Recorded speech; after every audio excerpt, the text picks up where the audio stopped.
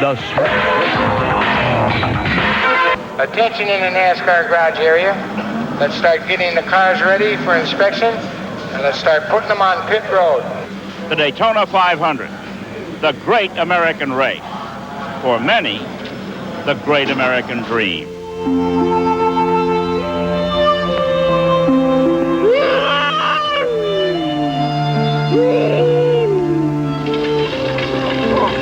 Take it easy, not so fast. It's time to go to bed. Turn out the light. Lucky number 7.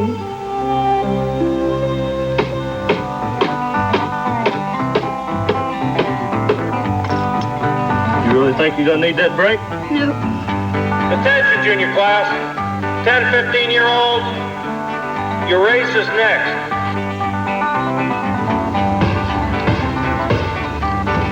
Come on, man, you've been out all day. Let's get out of here and play some ball. I gotta finish up. All right. Later. Go get them. Number 7 moves up through the front of the field.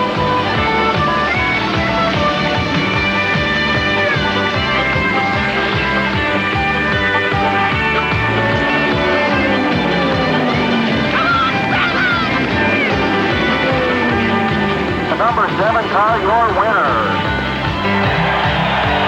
Qualifying is now underway. That's 209 miles per hour. Now, ladies and gentlemen, starting his first Daytona 500, driving car number 7 from Utah, Florida.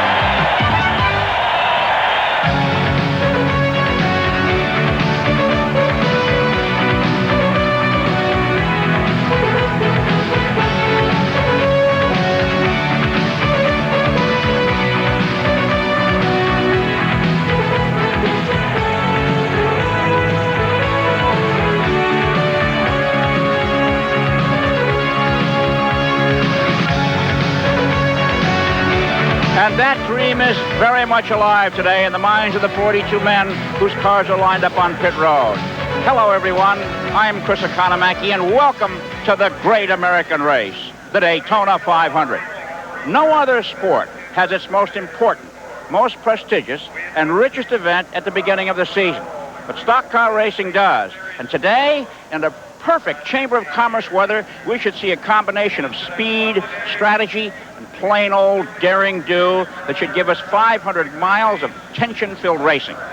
The Daytona 500 is the Super Bowl of stock car racing, and that's why more than 100,000 fans have jammed the grandstands and the infield area of the Daytona International Speedway for today's classic event. And now for the man who will call the race, my CBS broadcast colleague, Ken Squire.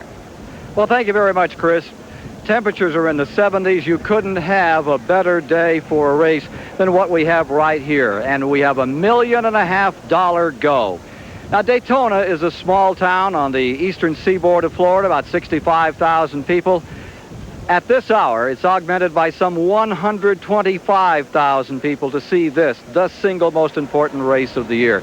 And the speeds are up on this 42-car field. They're averaging 203 miles per hour in qualifying. The man most responsible, he took a lap at 210 miles an hour around this track, and he equaled the record of the late Fireball Roberts for 3 consecutive pole positions. He's the pride of Georgia, Bill Elliott. Mike Joy is standing by with the 1985 champion.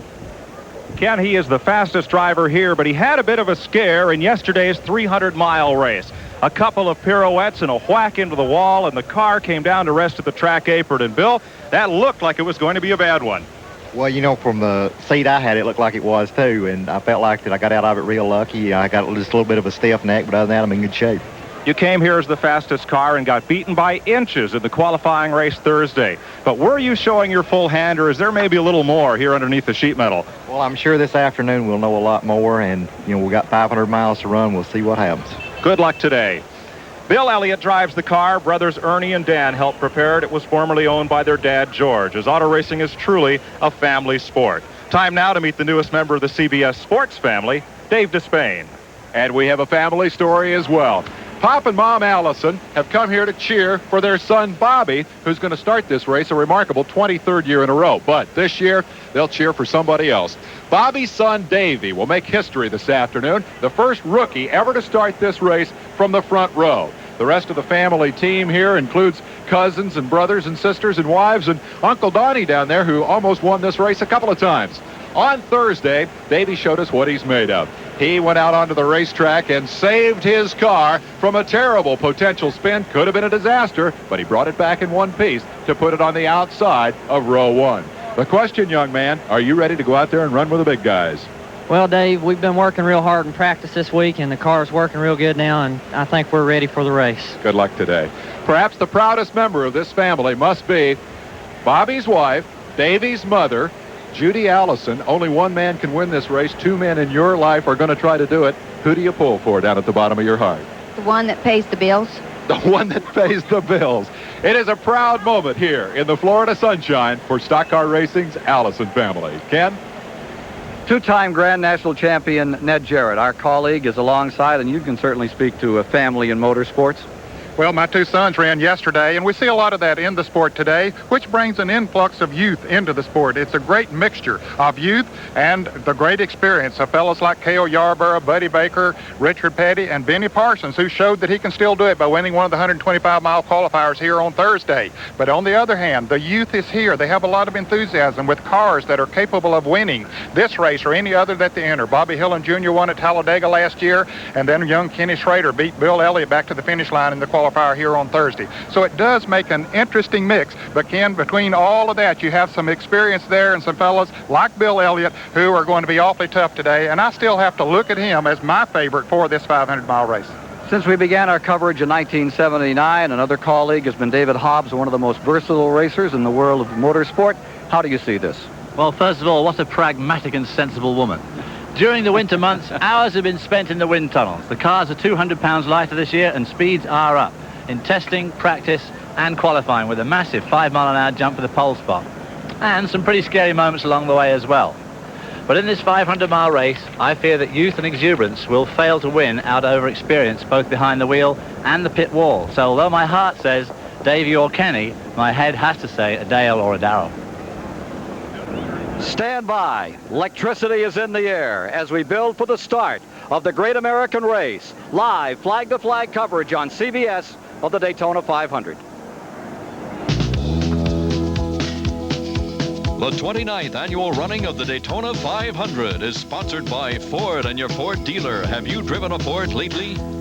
Budweiser, the genuine article. Beechwood Age for that clean, crisp taste. This Bud's for you. And by the Goodyear Tire and Rubber Company. No matter how far you go, Goodyear takes you home. Yeah, right there. Okay. Oh, hey, Don. Kids know you're into their Rice Krispies? Mrs. McCormick, can Donnie come out and play? What did you guys have? Good old-fashioned oatmeal. Yeah, good for your game, oatmeal. Oh, guys, Kellogg's Rice Krispies beats oatmeal. Whoa, serious competition. It's higher in iron and 8 major vitamins in your oatmeal. Ooh, that's 2 points for the Rice Krispies expert. Yeah, but does he know which one of these guys is Pop? Yeah, he's one with the great outside shot. Snap, Pop Rice Krispies. There's no place on earth that I'd rather be than out in the open where it's all plain to see. If it's gonna get done, it's up to you and to me. And there's no place that I'd rather be. Come on, along. Come on, along. Head for the mountains of Bush beer.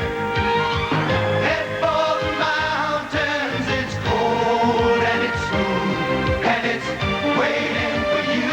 Come on and head for the mountains of Bush. Come on and head for the mountains of Bush. Head for the mountains of Bush beer. If you're looking for a simple way to apply for the American Express card, simply pick up one of these, because now you can apply over the phone. Just call 1-800-THE-CARD. Ford announces a new 6-year, 60,000-mile powertrain warranty on all new 1987 Ford cars and light trucks. Our value is better than ever. Ford, the best-built American cars and trucks 6 years running.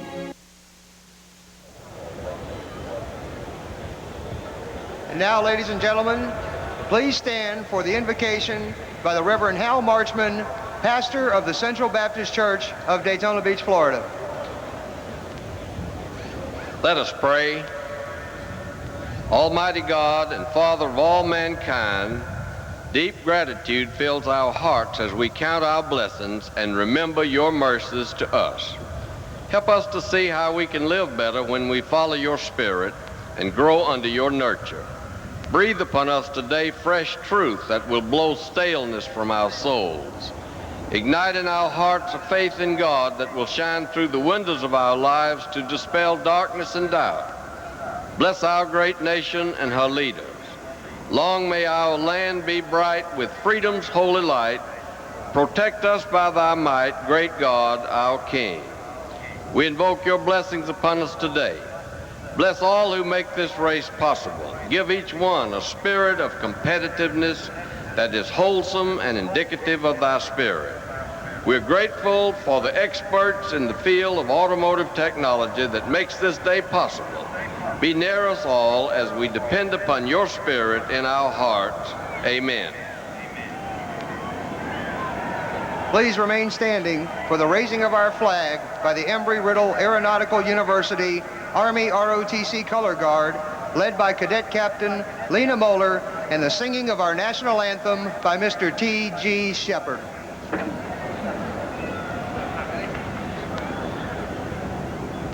Oh, say, can you see by the dawn's early light what so proudly we hail at the twilight's last gleaming, whose broad stripes and bright stars through the perilous fight? Oh, the ramparts we watched were so gallantly streaming, and the rockets' red glare, the bombs bursting in air, gave proof through the night that our flag was still there. Oh, say, does that star-spangled banner yet wave for the land of the free and the home of the brave?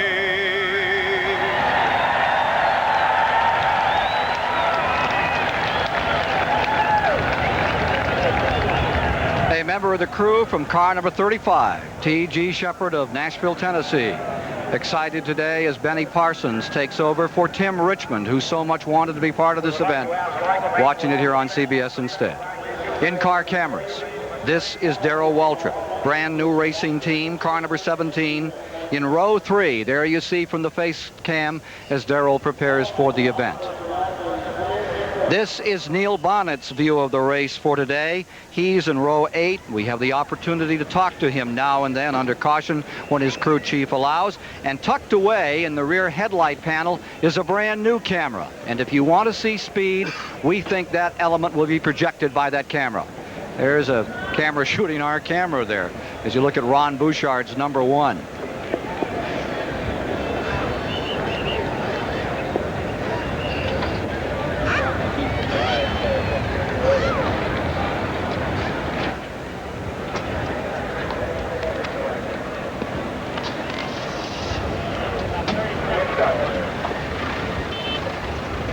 Waiting for the command to fire the engines here to start the Daytona 500.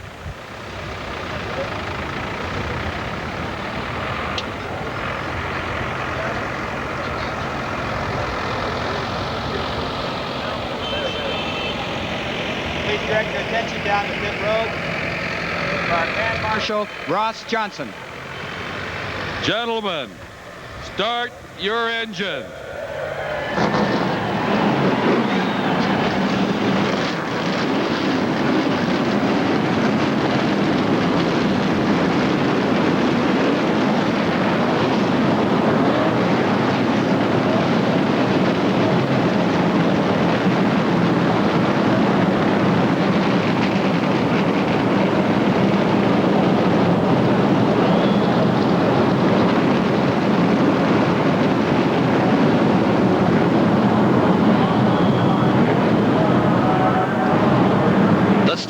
for the 29th annual Daytona 500. On the pole, third year in a row, the 85 champion Bill Elliott. And alongside, for the first time, a rookie, Davey Allison, number 28.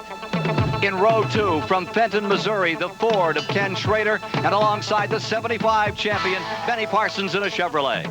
For row 3, it's Darrell Waltrip with a brand new team and the two-time 500 winner, Bobby Allison.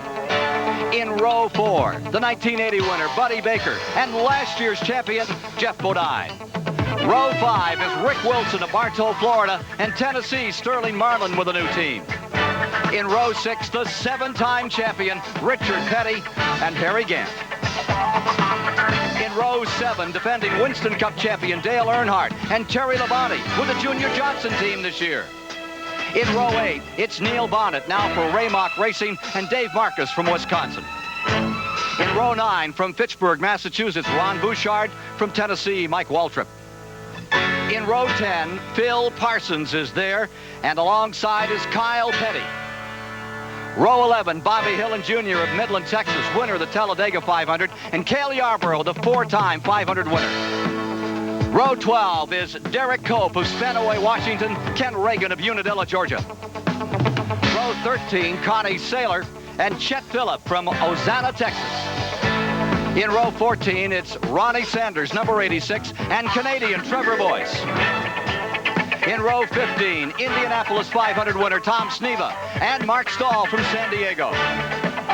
Row 16 is Ricky Rudd in the Budmore Ford and Rusty Wallace. Row 17, Mississippi's Lake Speed and number 67, the Arrington car for Eddie Bierswale. Row 18 is Morgan Shepherd and Rodney Combs. Going to row 19, Rookie of the Year last year, Alan Kowicki and J.D. McDuffie. For row 20, it's David Sotheby, and from Alabama, Jimmy Smut Means. Row 21, the 4-time Indy winner, A.J. Foyt, and Greg Sachs from Mattatuck, New York. Neil Bonnet's automobile, car number 75 for Raymock Racing. Neil Bonnet, Ken Squire at CBS Control de Auritas. Yes, sir, Ken. I got a good copy. How's it going out there? Well, it's a beautiful day for racing, and just hope it's a nice, safe day, and the fans enjoy it. How's your car this morning? I'm sorry, Ken. Neil, how's the car this morning? Everything going okay for car 75? Ken, we put a brand new engine in this morning, and it looks like we're going to dyno for 500 miles. It's brand new. I'll let you know in a minute. One lap away, and we'll be racing. Thank you very much, Neil Bonnet. Right behind the car number 3 of Dale Earnhardt. Back for the start of the Great American Race after these messages.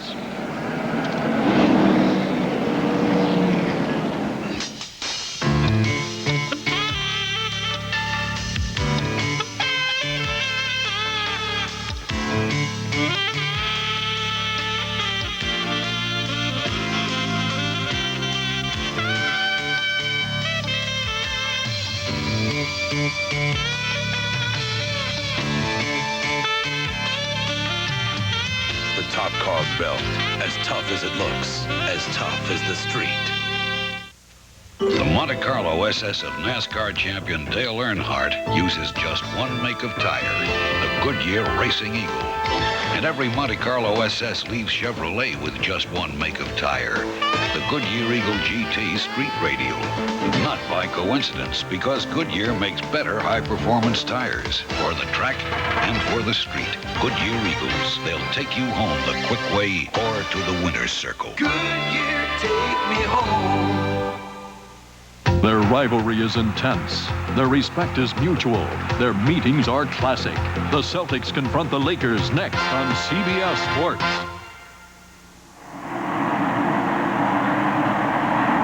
The field in the East Banking, 31 degrees. 42 cars preparing for the start. As we listen to Bill Gazaway at race control directly below our television booth at the start-finish line. No calls. Dick Beatty seated alongside. Go ahead. All right, they're looking great, Harold. Bring them down far as you can now, Harold. Harold Kinder, the flagman. Pace car is in. Ready to hit the button and send them off. Let it out. Let it out. And did Bill Elliott ever let it out, Ken? jumps out in front as 42 engines strain to break point. Intending to play at that level for the next 500 miles as they hit turn 1. 3 wide, that track about 40 feet wide at 200 miles an hour. It shrinks to about 4 feet. And with the second and third place cars running side by side, that lets Elliott open up, well, a little bit of a lead, just 2 car lengths. 3,000-foot long backstretch. Elliott out in front. Davey Allison, 25-year-old rookie. First rookie to ever sit in the front row, riding in second place. Live on CBS, the Daytona 500, lap 1. Elliott leads it. Davey Allison second. Ken Schrader of Benton, Missouri, riding third.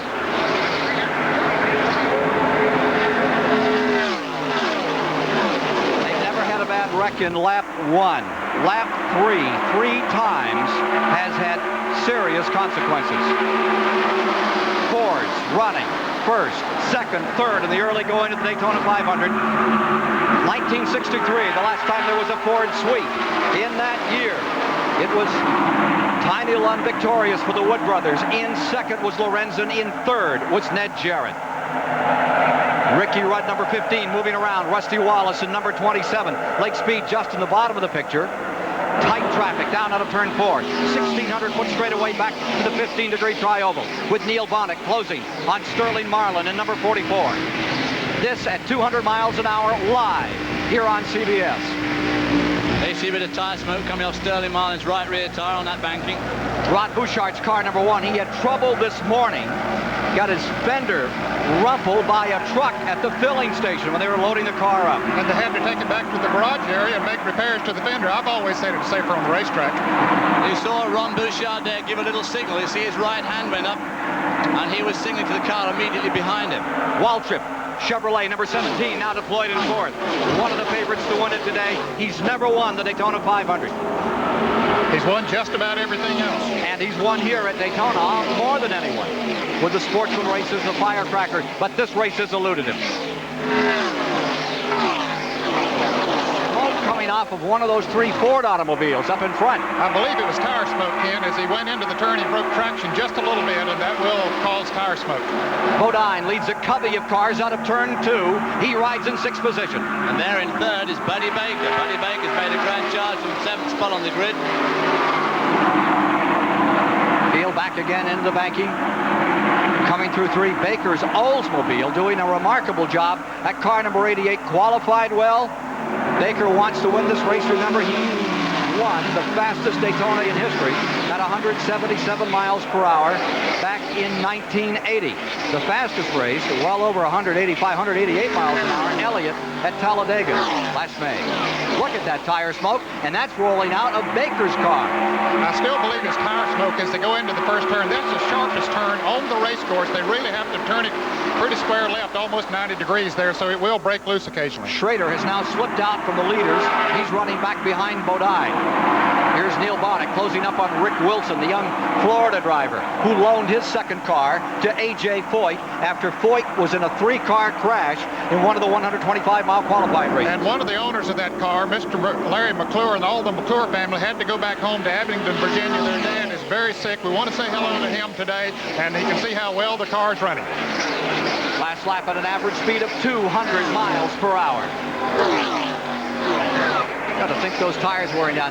Look at Richard Petty clambering along tire the outside. smoke coming off Dale Earnhardt's car as well. If those guys are going to drive and smoking the tires like that, they could have a problem after about 10 laps. The tires are going to get hot, they're going to go away, and they're going to be in trouble. The cars this year, 200 pounds lighter than we've seen them before, down from 37 to 3,500 pounds. As we watch Neil Bonnet on the inside of Richard Petty here, as they fight it out back in the 9th and 10th position. What about that weight change? Certainly that has contributed to the higher speeds that we've seen here, Ken. And I think, too, we normally don't see that much tire smoke here at Daytona. They're running a little softer rubber compound and the higher speeds, and they're just simply getting into that turn faster than they ever have before, which is causing them to slip a little bit. Darrell Waltrip staying right behind the leaders. You're riding right now in 4th position with Waltrip. And now you're seeing him as he works that steering wheel. Waltrip dropped back just a little bit there. He's lost quite a few car lengths. That leading trio, the two Fords and Buddy Baker's hanging right on there to Davey Allison and Bill Elliott. That's what 200-mile-an-hour pressure looks like on Waltrip as he tries to catch up with two Fords and an Oldsmobile in those front three slots. He won't want to lose that draft if he can possibly avoid it, though he's getting in a dangerous position. Bodine in fifth, Ken Schrader in the sixth position. Bodine was awfully pleased with the way his car was handling. He felt that he had a shot at running with the Fords here today, and he's actually picking up on them. Running in Bobby Allison, eighth is Dale Earnhardt, ninth is Rick Wilson, 10th Petty, right there with Petty, Neil Bonnet. Bill Elliott, 1985 winner, when he won everything, 11 super speedway races, is out in front. He was off to a great start this year. Won in the 24 hours of Daytona, the GTO class, for Ford, assisted by Lynn St. James and Tom Gloy. Came back out here, won the Clash, as you saw it live on CBS last Sunday. Came on to take the pole, but then in the 125-mile qualifier was defeated by Ken Schrader, a margin of 4 inches. Pit report, here's Mike Joy. I'm with Doug Richard, Buddy Baker's crew chief. Doug, what's the tire smoke off that third-place car? Well, as far as we can tell, what Buddy's relayed to us over the radios is that the car's got a slight push in it, so that's the right front tire just scuffing that racetrack. Also killing a little bit of speed, but we're running very well in third place right now. It's very comfortable. If that keeps up, how will you compensate for it on the pit stop? We'll adjust the tire stagger when in the previous stops and follow the track conditions. They have tires mounted up of all kinds of different circumference. They have these ready to go, but they'll change for another set if the car starts to handle differently for Baker. Down pit road to Dave Despain. Richard Childress' team has the identical problem. Dale Earnhardt at the controls, the Winston Cup champion. The car's pushing, Richard. Is there anything you can do to give him any help between now and the pit stop? Not right now. Whenever he pits, we're going to try to knock the rear spoiler down maybe and open our stagger up a little more. He says it's just pushing real bad right now. At this point in the race, is that a serious concern for you? Is it something you just adjust for and then keep on trucking? Well, it may be better later on in the day, but right now it's really hurting us. One of the important things to remember is that they set these cars up tight at the start of the race, knowing that they will loosen up during the course of the race. What they're shooting for is the right setup at the end of 500 miles. Ken? Ricky Rudd has moved from 31st to 23rd. Lake Speed from 33rd to 24th. And young Phil Parsons has moved from 19th to 9th. And we'll be back with more live coverage of the Daytona 500 after these messages. Why do 32 million Americans protect their engines with Quaker State motor oil? Because they're car-caring people who want only the best for their engines. Here, Quaker State quality stands up to the constant pounding, heat, and friction that breaks down motor oil. You can see Quaker State quality, the pure protection that comes from our state-of-the-art formula that can't be beat. Quaker State people, reaching for the best. Why you bothering me, boy? Are you crazy? I'm a chicken hook and you're a chicken. Are you coming quietly or do I have to mush you up? You're going at it all wrong, son. You gotta go to Kentucky Fried Chicken if you want to catch America's favorite chicken. It's a great place to get a great meal. No one makes tender, juicy chicken like the Colonel. It's finger-licking good. Here, son, let me give you a lift. We do chicken right.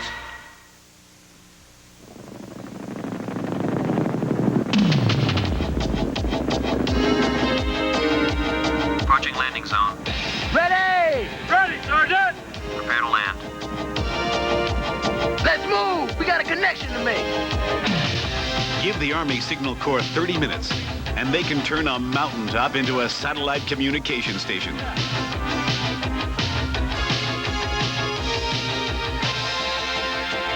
Bravo 26, Bravo 26. This is Tango 59er. Tango 59er. How do you hear me? Over. How's the elevation? If you want to work with high-tech communications, the Army hears you loud and clear. Qualify and we'll train you to work with troposcatter radios, microwave equipment, or even satellite systems. Roger, Bravo 26. Loud and clear. We got him! Right. You did well. We're well connected, Sergeant. Find your future in the Army. 87's hottest golfer, two-time tournament winner Corey Pavin takes on a formidable field at the Los Angeles Open. It's the PGA on CBS Sports next weekend. 12 of 200 laps complete. Bill Elliott is in front. Young Davey Allison in second place. The veteran Buddy Baker is in third. Darrell Waltrip fourth. Jeff Bodine maintaining the fifth position. Further back in the field, in the sixth position is Ken Schrader, then Bobby Allison, Rick Wilson, Benny Parsons rounding out the top 10. Let's go to Chris Economaki, who can fill us in with some details about what's happening on the tires, thanks to a brand new element in our broadcast. Well, we have this new visual aid here. It looks like any of the cars out there in the race today, courtesy of Oldsmobile, but actually they've split it down the middle here so we can expose the engine and the suspension parts, the cutaway shock absorber, the rugged chassis construction, and all of the inner workings of the car. And now here, when Buddy Baker reported a push, he's going to come into the pits. His mechanic is going to take one of these wrenches and put it on this adjusting bolt here and take up to 3 turns to transfer weight from one side of the rear end to the other to take the push out of the right front corner of the car. This is done all race long by the mechanics. And we'll come back to this car from time to time as the race wears on. And now let's go down pit road to my colleague Dave Despain. Frantic activity in the A.J. Foyt pit. It's been a terrible week for Foyt. He crashed in a qualifying race. Borrowed a backup car from Rick Wilson, started it at the back of the field. The car has gone on 7 cylinders. The motor is not running at full power. He missed the pits twice coming in. They come in under the yellow to try to make repairs, but that is a sick race car heading up pit road. We're just seeing a change in third place. Bodine has slipped to the inside, and he has picked up Davey Allison's slot, and he drags with him Schrader into fourth. Well, the Fords are certainly putting on a good show at the head of the field. But the GM products are right behind. Of course, Jeff Bodine, last year's winner, That's Phil Parsons. Good. That's Phil Parsons in 9th position, car number 55. Phil having a good run in what was his brother's car. Benny Parsons taking over for the sick Tim Richmond, not in the Daytona 500, hopes to be back within a month. Back with the leaders. Look at Baker just keep pouring it on here as he closes that Oldsmobile back up on the T-Bird. He is in his heyday, Ken. He likes nothing better than to run on a super speedway where they run extremely fast and running right up at the front. Boy, he's feeling good. Now you see in the 3rd position, Bodine. Then in 4th position, Waltrip. In 5th is the Schrader car. Watch Baker here as he intends to move on the inside. He looks like he wants to go for it. Put his colors up in front for a while. Wouldn't surprise me at all to see him size Bill Elliott up and try to drag right past him. Eddie Bierswell getting lapped. Starting to get into quite a bit of lap traffic now as they come off 4. Here goes Buddy Baker underneath. Bill Elliott as they come out of 4. Over the bump in turn 4. Baker tucks in as they come to the tri-oval. The number 9 car has been loose in the tri-oval for the last several days. And Baker's car is stuck exceptionally well down on the inside, so that means the car is really handling when you can stick on the inside and knock it straight loose. Meanwhile, car number 11, that's Terry Labonte, now driving for Junior Johnson. What was the Darrell Waltrip ride is pulling on a pit road. He was black flagged, he was smoking. He'd moved up into 20th and fallen back. Here he is, there's Junior out holding the sign to bring him to a stop, and there's real problems on car number 11, and they were hoping for a great day today. Well, Terry Labonte's had an absolutely appalling week. I mean, he got pushed out at about the first 300 yards of the Busch Clash last Sunday, and nearly got involved in a crash in the 125-mile qualifying heat, so not his week. Benny Parsons moving to 9th, going under his brother Phil in the number 66 car as they come out of turn 4, and he waves to him there. Yes, he does. He said, "Thanks, brother, for letting me by." Another family scene. 13 Fords, 11 Chevrolets, 9 Oldsmobiles, 6 Pontiacs, and 3 Buicks started the race. Richard Petty on the high side, Sterling Marlin, number 44 down low, and that number 21 is Kyle Petty, Richard's son, right beneath him. More in a moment. Now here's your burger and... Sometimes brakes can give you a gentle hint that they need a little work. Whoops. Take it to Midas. Over 4 million people have trusted their brakes to Midas. Good price, good guarantee. We won't break you. Whoops. Take it to Midas. Whoops. Huh? Take it to someone you trust.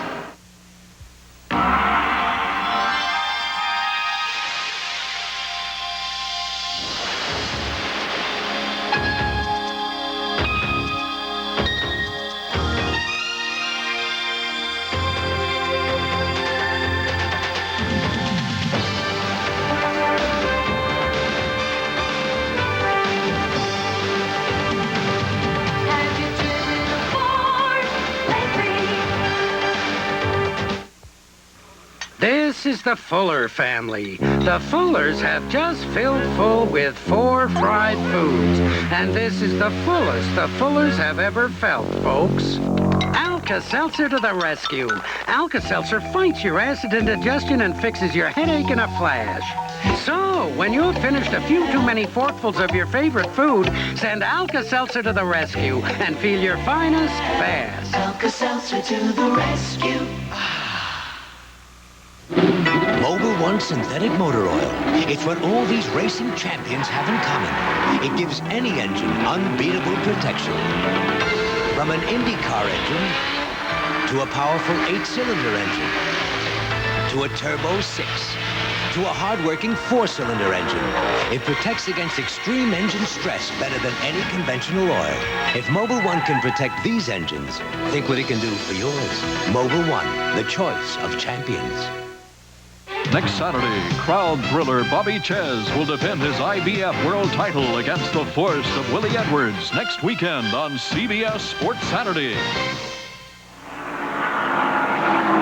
Well, after 20 laps, we have a new record at 198 miles per hour. Bill Elliott's been leading most of the way. There you see the top 5 at the present time. Schrader back and forth. Darrell Waltrip is maintaining the 5th position. Let's go to Dave Despain. Terry Labonte is making his debut with the Junior Johnson crew. He crashed in the Busch Clash, had a near miss in the 125s. Now he's come in to avoid the black flag. Jeff Hammond, crew chief, what's the problem?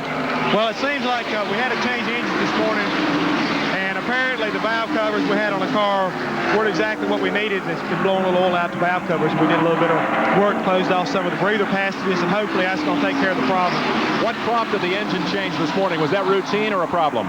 Well, we just felt like we need a little bit more engine for the day, and so we went back there and decided to make the change yesterday afternoon. So, sometimes you win, sometimes you lose, and right now we kind of made a bad choice, I reckon. One of the top teams in the business, Junior Johnson's organization, has fallen several laps down early in the 500. Let's go down pit road to Mike Joy.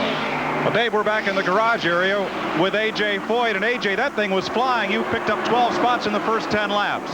Yeah, we was picking our nose. The car was absolutely flying. And I don't know, I think one of the guys left the spark plug wire on the header and burned it too, or either dropped a valve. It's just a damn shame what's going on with my crew, why they can't get their heads together. Things sure ran well, though, for a rental car. Yeah, well, that was all our motor and, our suspension. And Larry McClure was nice enough, and Rick Wilson lets us borrow the chassis. Dick Hutchison builds my car and helps build theirs. So all I can do is thank all the people who made it possible to run those few laps as fast as we did, because the car was absolutely operating. Sorry it's been such a short day. It really has. I think they'd had to contend with us a little later on today. I think so, too. Ken? A.J. Foyt, first here back in the 1964 Firecracker 400 when he just beat Bobby Isaac on the last lap.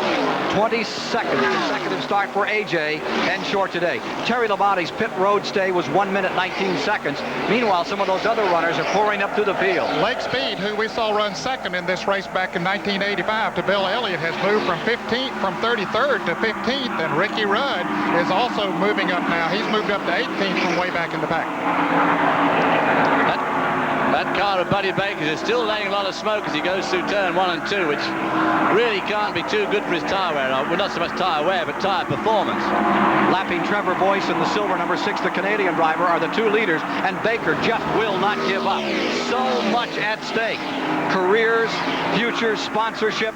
Baker giving it everything he's got in the early going. Again, we have a new record for the first 20 laps, 198.020 mile-an-hour average, breaking the mark of 197.5 by Dale Earnhardt back in '86, a year back. There's a pretty good scramble as you watch Jeff Bodine in car number 5 scooting down the back straightaway. There's the leaders again. The leading duo, number 9 there, Bill Elliott and Buddy Baker, have put a bit of daylight between themselves in that third spot car of Jeff Bodine, who's being hounded pretty closely by Ken Schrader. And they've also put quite a bit of daylight between them and the other Hendricks car of Darrell Waltrip, who's dropping back a bit. Another major development. Waltrip has fallen back 2 positions to 7th as Davey Allison and Rick Wilson have picked up 5th and 6th. Let's go to Chris Economy. Well, I'm sitting in the driving position in our little visual aids Oldsmobile here, strapped in with a heavy seat belt, lap belt, groin belt. This is where the drivers are the way they look at it, out the window, and when they want to check how the engine is doing and the various things, they look at the dashboard, and these dials are all set in at various angles, and they know that when everything is straight up, all is well. And when things are not all well, and the driver has to get out of the car in a hurry, he pulls his pin and takes off the steering wheel and climbs out to safety. Back to you, Ken.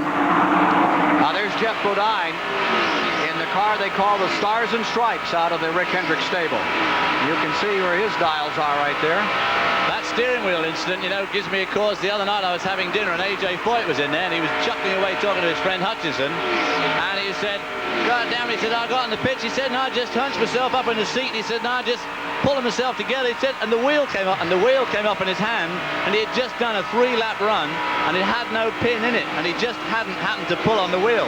Wow. And he got in the pits, hunched himself in the seat, and the wheel came up in his hand. So that made him, maybe that was one of the other comments he made about the crew just then. Yes, he had a short, succinct comment for the crew when he came in, but of course that's driver error too. I mean, if you don't check the pin on the steering wheel, you have to take some responsibility. Well, I must say, it's one of those things that these days I always give it a good old pull before I set off out the pitch. And I bet he will the next time. Boy, I'll tell you. Jeff Bodine, car number 5, maintaining 3rd position. There's Schrader right behind him in that 4th position. We'll return with more live coverage of the Daytona 500 after this word from your local station. Tonight, the designing women find a bargain that's a steal. You mean you're used? You're one allotted call to phone the beauty parlor. Tonight. This is CBS. Honda, #1 in customer satisfaction. Come on, now. You can drive a new 1987 Honda Civic for as low as $145 a month. It's true. And you'll get 75,000 free miles from your Big Ten Honda dealers. Just think of it. Drive a new Honda for as low as $145 a month. That's a lot of car for the month, but you must hurry. This offer is good through March 31st only. From your Big Ten Honda dealers.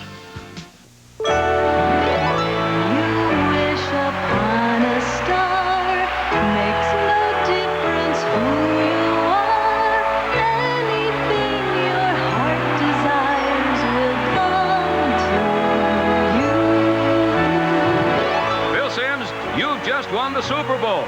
What are you doing next? I'm going to go to Disney World.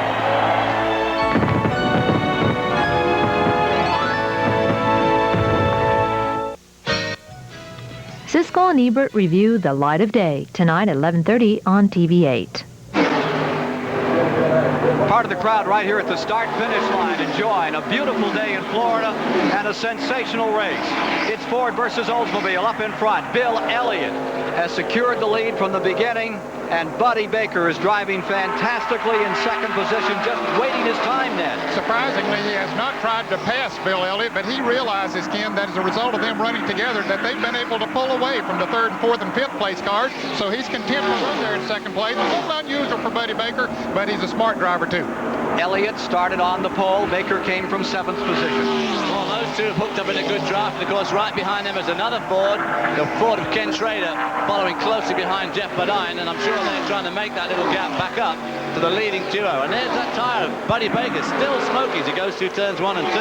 31 laps complete, getting out towards the end of range on fuel here. Yes, stops under green will be coming up. Between laps 35 and 40, they'll be coming in for fuel. We've had 4 cars dropped out of the race so far, Ken. Rusty Wallace dropped out early on lap 12 with a drop valve. Connie Saylor is out. A.J. Foyt, of course, we heard from, and Chet Phillip now has dropped out of the race. New record for 30 laps. 197.802 miles per hour by this man. Number 9, Elliott, flying that Ford Thunderbird. Baker, relentless, staying there in 2nd, and you can see Bodine in the Chevrolet closing from 3rd. Beginning to move in on him. They are close enough now that they can pick up the draft of those front 2 cars. And we'll be back to a 4-car draft for the lead again. I think these guys are being very content today to try and make this a record race, and they're going to do all their shuffling around as they get down to the end of this race. There you see the front 4. Then coming through in 5th and 6th, Davey Allison and Rick Wilson. There's Wilson on the inside, making a pass. Wilson picking up 5th position right there from Davey Allison. Just in front of them is car number 90. That number 90 car has been motoring along. You see him right behind Bodine, the yellow car Bodine, and then comes number 90, Ken Schrader, who upset Elliott on the finish line last Thursday and won by 4 inches. The Junie Donlevy racing team out of Virginia, the driver in number 90 from Missouri. What a great run he's making in this, his 3rd race. Last year he didn't even get to run a lap before the car went away. Running up front is a new experience for him, and we asked him if he was intimidated by the other drivers in this event. Well, not really. You know, we've run up front of a lot of races back in the Midwest, and that sprint car and midget races, and you know, we know what it's like to run up front. We just haven't run up front down here, but you know, we know that it's going to be different, but we're not going to try to get shoved around a whole lot. We're going to keep in there like we want to. It's very easy to fall into the trap of thinking just because someone's a rookie here that therefore he's a rookie. But Ken Schrader's no spring chicken. He's 31 years old and has done hundreds of races, so he's a pretty experienced driver, really. And has won a lot of races and championships in other forms of racing. Exactly. And of Sprint course, car champion. We're beginning to see pit stops. On pit road, Earnhardt is coming in. Also pulling on the pit road is Ricky Rudd.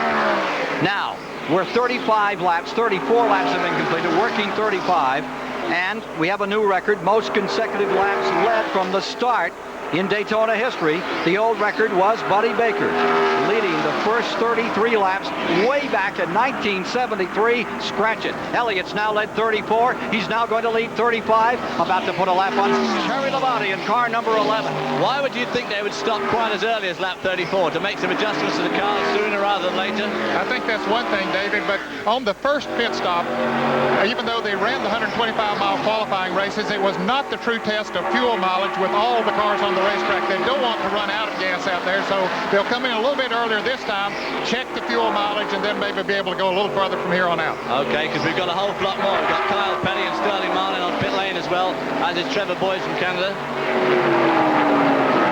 36 laps, 90 miles complete. Bill Elliott slowing down. Bill Elliott's going to come in this time. Buddy Baker still going on. Baker's going for the lead. He'll pick up 5 points as he battles for the Winston Cup Championship as well, coming across the line. Alan Kowicki. A whole block of them coming on this lap. Now we're watching as Schrader pits. Rick Wilson comes in, and this early run under green fills up the pit road. Let's go to Mike Joy. Well, Elliott is in for service. 22 gallons of gasoline. The car stalls. It refires.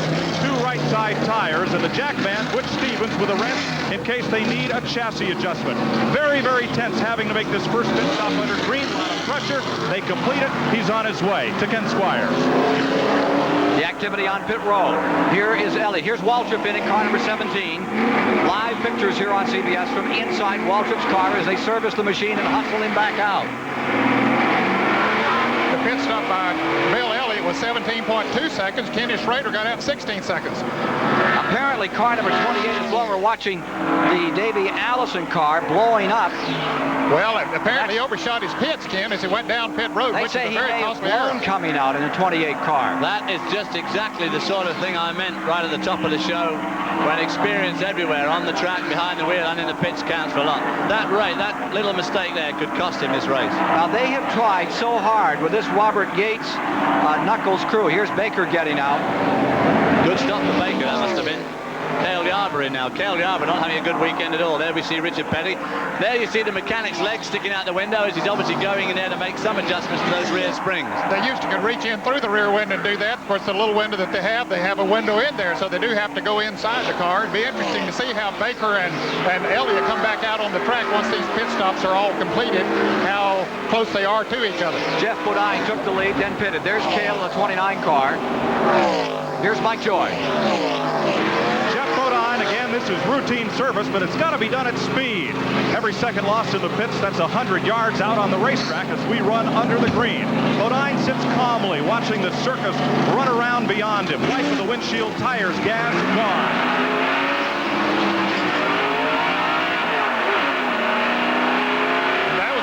Than it should have taken, Ken. A good pit stop nowadays is 15 seconds or under a certain 16 record. Gas tank hanging out of one automobile as it comes back on the track. It doesn't look like it's on the wrong side, but that's 28. That's Davey Allison. There's something really wrong. It even looked like the left rear wheel is leaning in on that car, but maybe that's just the camera angle. But And Davey Allison certainly not getting up to speed. Robert Yates was driving that car, and Joey Knuckles and the crew were practicing with that machine. Their pit stops up in Charlotte, North Carolina. They borrowed some concrete barriers. Car number 4, Rick Wilson, just went behind the wall. Rick Wilson running very, very strongly in this event. Yeah, that's a great shame. There's Davey Allison's car limping out of turn number 2. This is all happening under green. We'll be back with more on the Allison story and the 500 in a moment. Severe weather has messed up another Monday morning. If you don't have to go out, don't. Got important things to do. Goodyear always gets me through. The Goodyear Vector has a self-cleaning tread for extra traction through snow. And some people have learned to make the most of it. Unfortunately, 5 more inches are heading our way. Goodyear, take me home. 79 Cadillac Fleetwood, 83 Buick Riviera, Mr. Goodwrench has the parts. Pontiac Fiero GT, Parts for virtually every GM car on the road today. Olds Cutlass Cruiser, Genuine GM parts, the kind GM cars were designed to use. GMC Jimmy 4x4, So if your GM car is worth taking care of, 69 Z28 Camaro.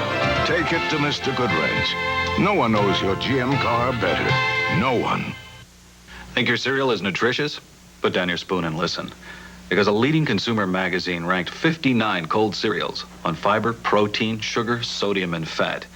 And of those 59 cereals, they found 3 varieties in Nabisco shredded wheat topped the ratings, providing plenty of fiber and protein, no sugar, and very little sodium or fat.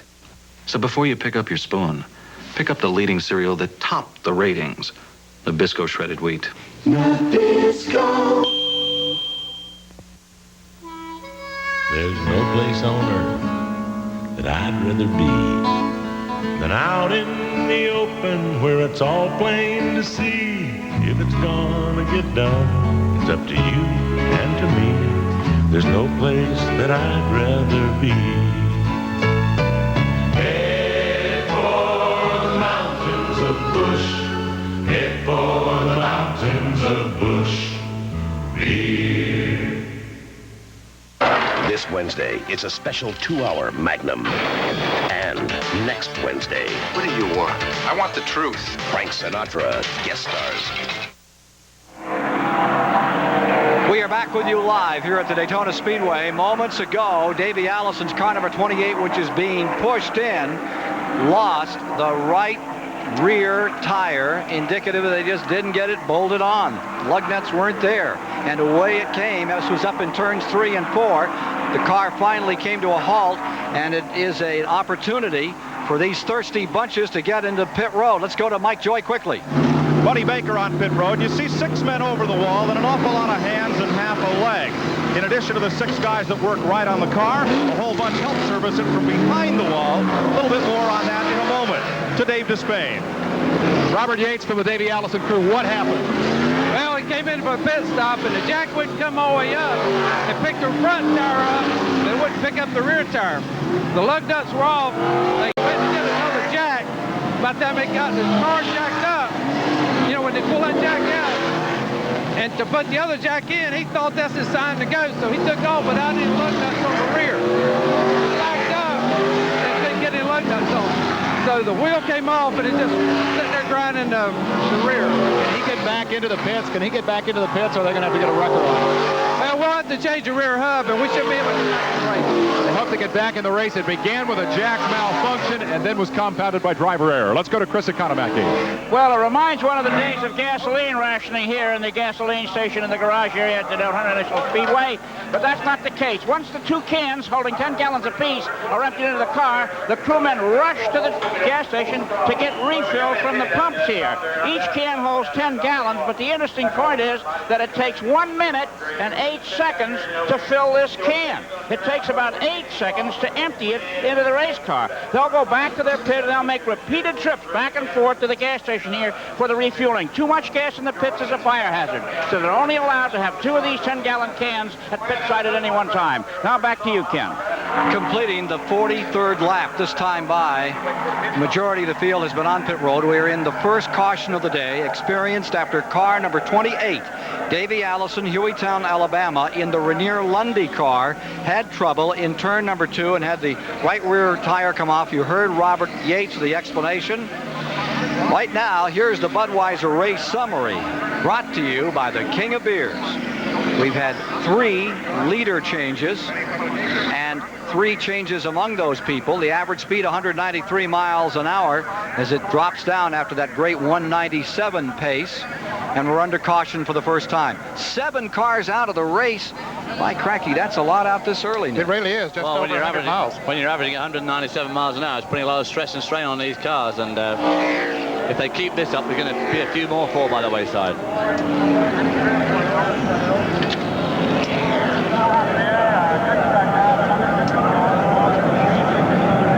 From the Goodyear blimp, opportunity to see this great 455-acre facility, 2.5-mile high bank track where an estimated 125,000 have gathered today to watch the action.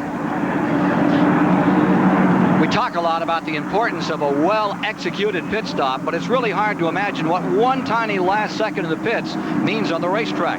Ned Jarrett has a demonstration. The pit stops are the highest pressure situation for the crew chief. One miscue can get you in as much trouble as missing the pits completely and having to go all the way around. It doesn't take but a second or two for a good pit stop to become a bad pit stop. It makes the driver feel terrible, but just think about the poor guy that had the problem.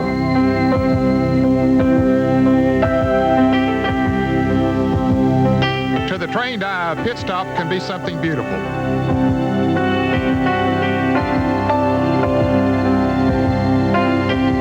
Six men over the wall, their every move choreographed by the crew chief like a well-orchestrated ballet.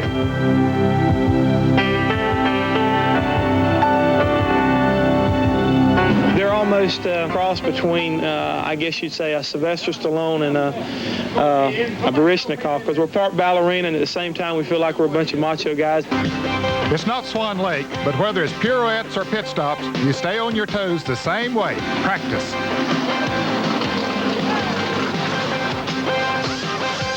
No crowd cheer at practice, there's no glory. And when you're through, you do it all over again and again.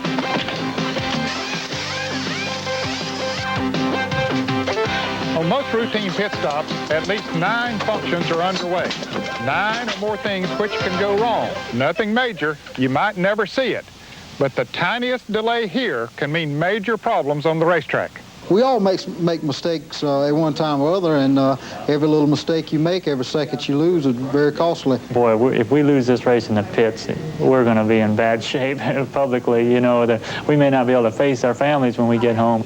When you come in on a pit stop, you have a certain job planned out, and you have to do it as fast as you can because every second's like a football field on a racetrack.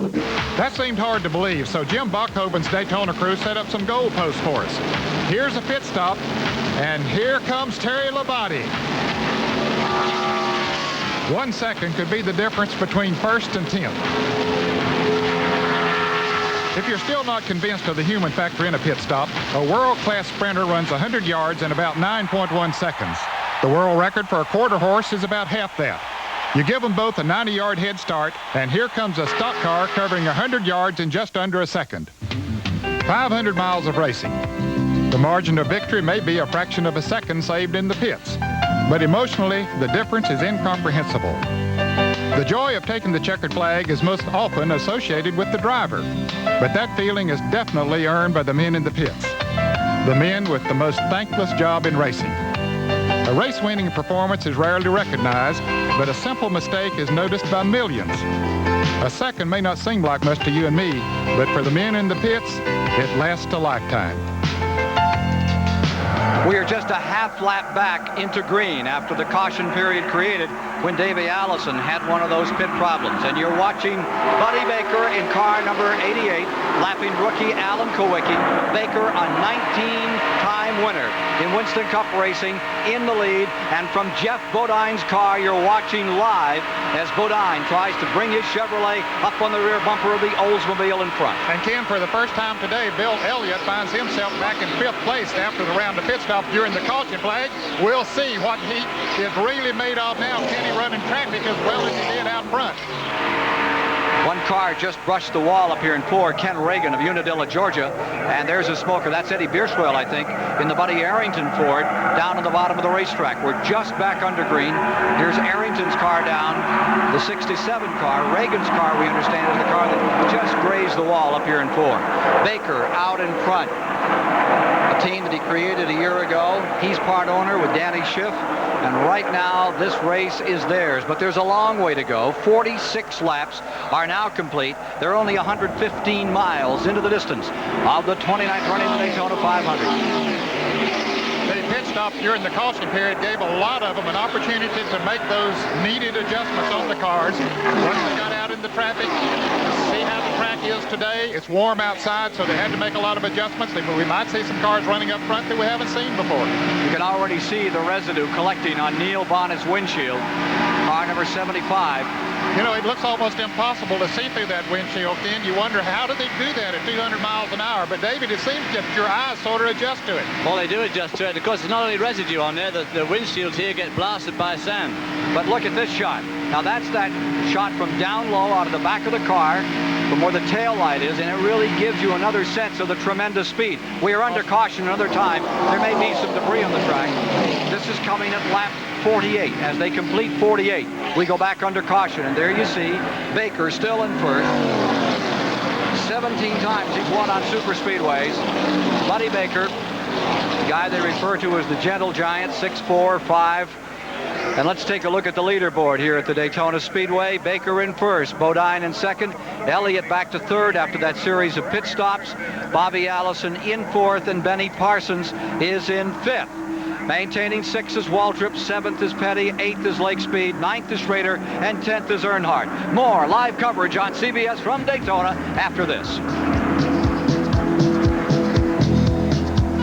Ford announces a new 6-year, 60,000-mile powertrain warranty on all new 1987 Ford light trucks. Plus, get 3.9% financing or $600 cash back on F-Series and Bronco 2, $500 on Ranger.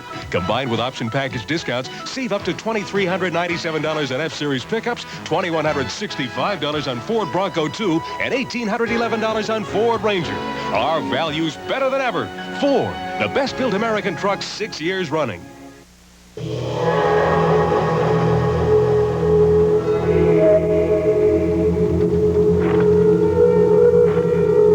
When the temperature drops below 30, remember the spark plug that's tested to start below 0. Champion, we go to ridiculous extremes to test the reliability of our spark plugs.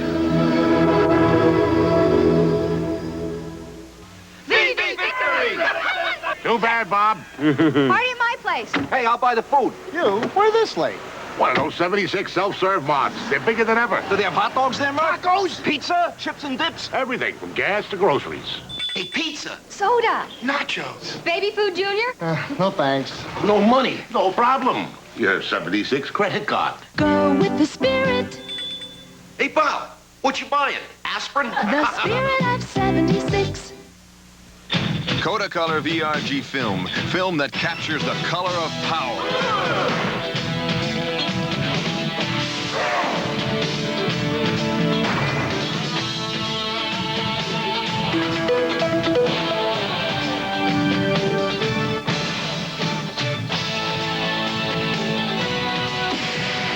Unsurpassed color in print film is here. Kodacolor VRG film. The color of light. Sunday, Kill it! Adrienne Barbeau guest stars as someone cancels an obnoxious TV host. Crime is my beat. Murder my specialty. Murder, She Wrote. With Ned Jarrett and David Hobbs topside, I'm Ken Squire. Down to the trenches, it is Mike Joy today, Dave Despain, Chris Economaki along. Let's take a look at what developed. It created a caution for us, the second one of the day. It happened just out of turn 4, and Neil Bonnet's camera gives us the best vantage point. There you see the blue and red car, number 67, in front of the two cars directly in front of Bonnet. Now watch his engine give way. It blows right here, and apparently scatters some parts, puts out a little bit of fog and smoke. Perhaps a little bit of oil on the track as well, as he pulls to the inside of the racetrack very wisely. Of course, Bonnet and the rest of the car is able to go by on the outside. And it was at that moment that Ken Reagan in the 77 just touched the outside wall at about 190 miles per hour. Giacomo from Poughkeepsie, New York, attempting to qualify. He hit at 100 and did not get a chance to go out here and run the 125-mile qualifiers. Again, the standings with 50 laps complete. A quarter of the distance. Baker in first. Bodine maintaining that second position. Elliott, Allison, Parsons. And I think we're about a lap away from putting this race back under green. Yeah, it shouldn't have been a very long caution. I don't think there was any debris out of that crash, because he just did scrape the wall. As you said, he only lightly touched the wall, but if you're going to do it at 190, that's the best way to do it, just lightly. Here's Mike Joy. I'm with the crew chief of the lead car, Doug Rickard. Doug, 6 guys go over the wall to service this car. What does everybody else here do? Well, while they're out there trying to make their 12 and 13-second pit stop, we have a man located right here that he frantically goes across there. He scrubs that windshield. He goes out with his pole. He wipes that thing off so the driver can get a clear shot. We have a man that hands him the water pole. He sticks that thing out there, stretches without going over the wall, so we don't have a 15-second penalty by NASCAR. Our third man over here has the second can ready to be disposed into the car at any time. And there's about 5 more people back here doing lap charts, back up on the two-way radio, chasing and selecting tires to go on that race car, all helping make it work better. Let's go to Chris Economaki. The busiest place at the Daytona International Speedway during the month of February is the garage area, packed with cars, drivers, crew members, members of the press, company and accessory members, family members. You can't move in here. But on race day, it becomes a ghost town. All the action is out on the track. And if there is a car in the garage area before the race is over, it means he's had trouble, he's out of the race, and he's going home early. Back to you, Ken. Sad break for Buddy Arrington's team that had their share of misfortune a year ago. If Rick Baldwin is listening, we send along our best wishes to him.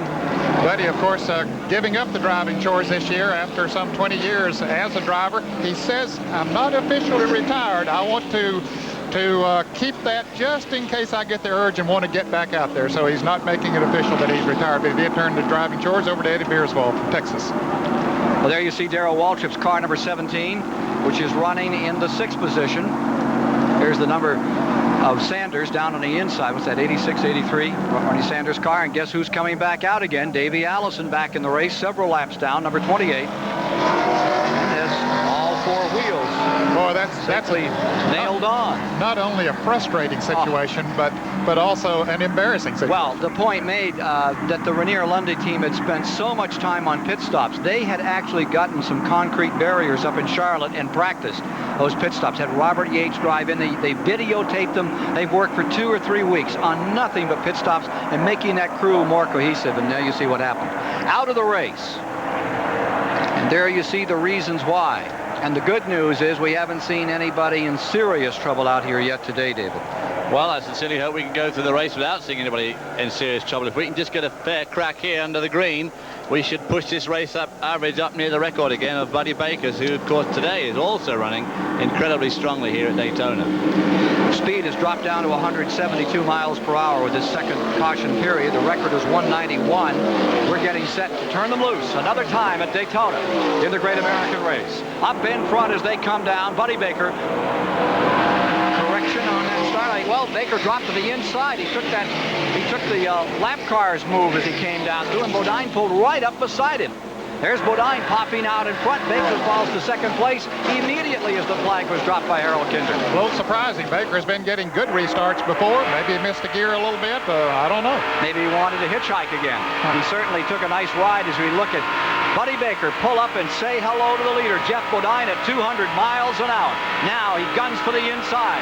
You're with the leader, Bodine, 1986 champion. And Buddy Baker, the 1980 winner, down on the inside. Flats it right out through the third and fourth turn. Has it on the mat. Back they come down the tri-oval side by side. Tremendous battle as they come to the line. You could call that one a dead heat as they came to the stripe. You can see Baker's car when he pulled up beside of him in the turns, it got a little bit loose. Then he came on back by as he came into turn one. Is he going to be able to hold it? Looks like it. Baker lets that back end out. There you see Bill Elliott right on the rear bumper of Bodine in third. He sure is right on his bumper. And also into the picture comes Benny Parsons. Parsons on the move in that Tim Richmond car. Battling beside of Bobby Allison, two real veterans. Oldsmobile in first, Chevrolet in second, Ford maintaining third, Chevrolet in fourth, Buick in fifth. It's an all-American field. American manufacturers gathering at Daytona. They have since about 1902 when Ransom Olds, a young mechanic, with a car called the Pirate, faced Alexander Winton with a car called the Bullet and got it all going.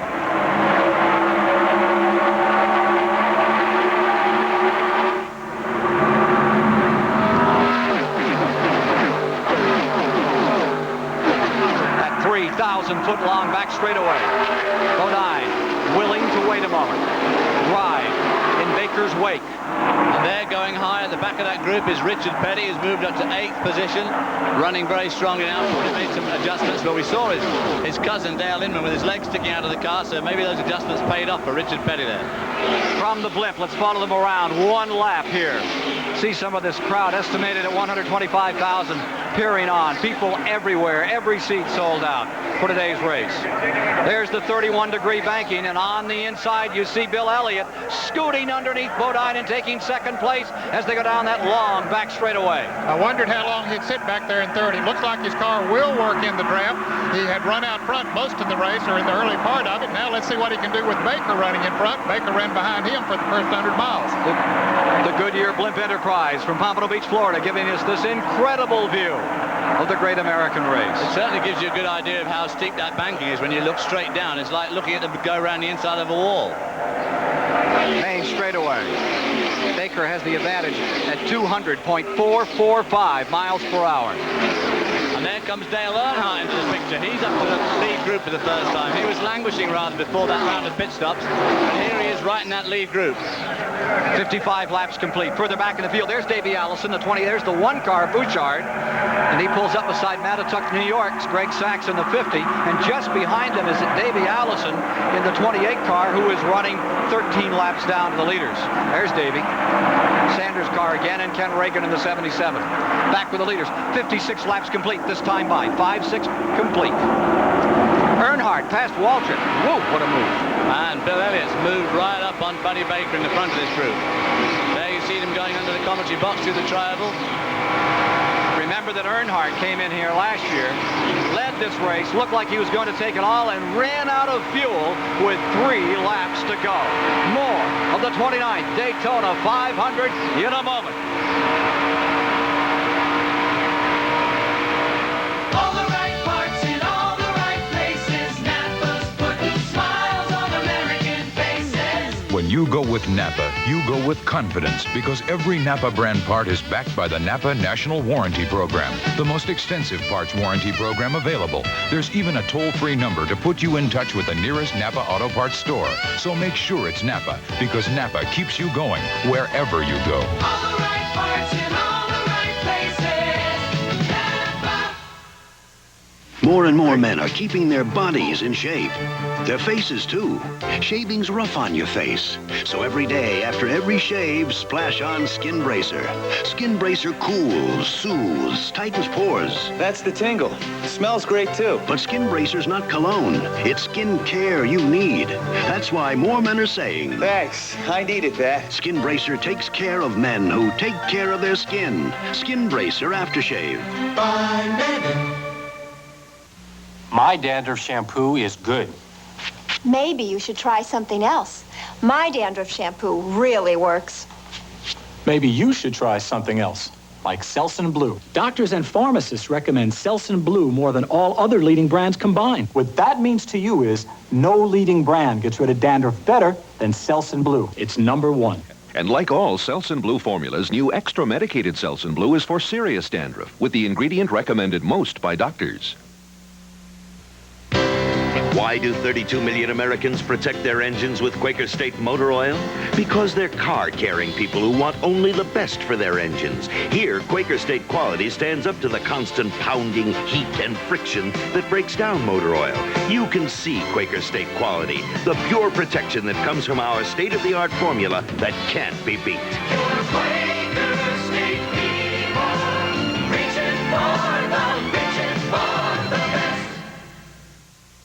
The cops want to make him a snitch. You get somebody else to be your bait. A killer wants a front-page story. Here's where I draw the line. I don't believe that. Tough Choices, hard copy, tonight. They say that race fans are born with igloo coolers in one hand and seat cushions in the other and funny-looking ears. And there's one right there. 59 of 200 laps complete. Baker, Elliott, Bodine, Allison, and Petty, the top 5 here. As we run the Daytona 500 once again, the most important stock car race of the year, $1.5 million at stake. And Buddy Baker's trying to put his name on it with car 88 up in front. But just as big a story, Richard Petty, still trying to get back in winning form after taking his 200th victory here at Daytona. In the Firecracker 400 a couple of years back, is going toe-to-toe with Dale Earnhardt in number 3. There you see Richard rim riding on the high side in that familiar car. Richard Petty in 5th, Earnhardt right with him, nip and tuck, taking that position back and forth. Yeah, in his familiar place too, right up by the wall. He likes to run high. That's the kid's groove. Now let's take a look at Kyle Petty, further back in the pack, car number 21. Kyle Petty at the present time outside of the top 10, outside the top 15. But he's at the back of that lead pack. And the speed has picked up. We have a cloud cover that's moved over. Don't see a thread of rain, but it has cooled the racing surface, which will increase the speeds. Look at this 15-16 car draft for the lead. Rush hour between 42nd and 43rd Street in New York at 200 miles an hour. Richard Petty up on the high side. There's Walter. He has fallen back in the 17 car to the 7th position. Richard Petty looks like he has the legs today.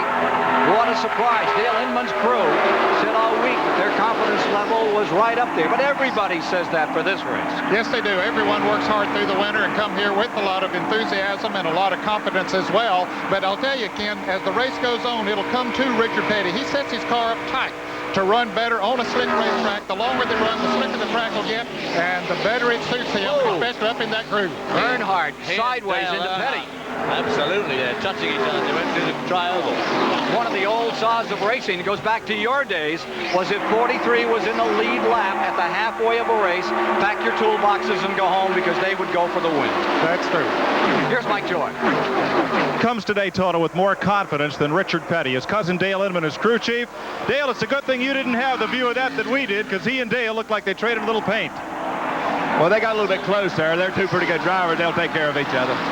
Richard, what has accounted for his sudden march to the front?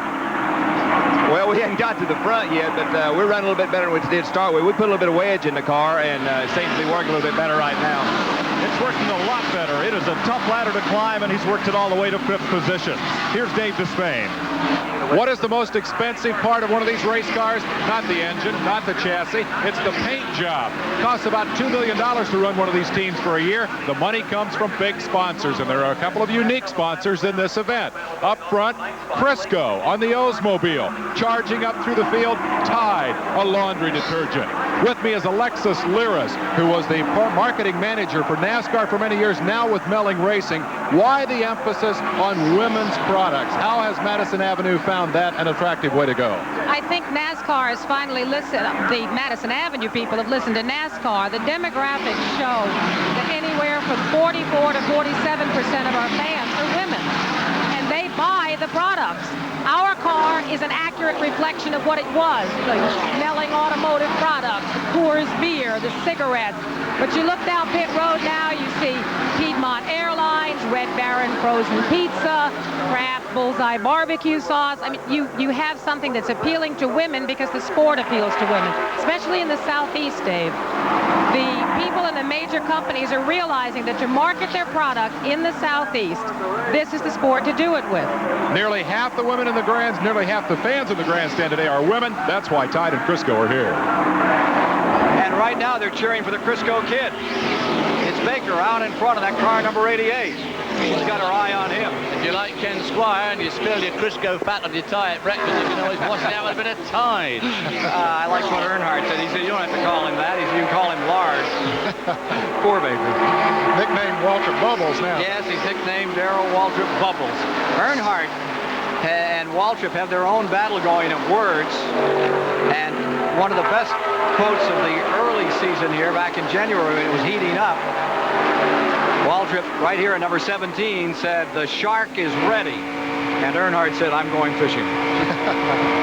Well, they're having their own battle on the racetrack right now. Waltrip trying to catch up to Dale Earnhardt as he tries to pass Richard Petty once again. That Earnhardt-Petty battle is one heck of a battle. And of course, right behind them is our camera car, Darrell Waltrip. And right behind him is Benny Parsons in the other Rick Hendrick car. So we've got 3 Rick Hendrick cars in the top 5 spots here right now. Ooh, look at Baker, the Petty car, and that number 3.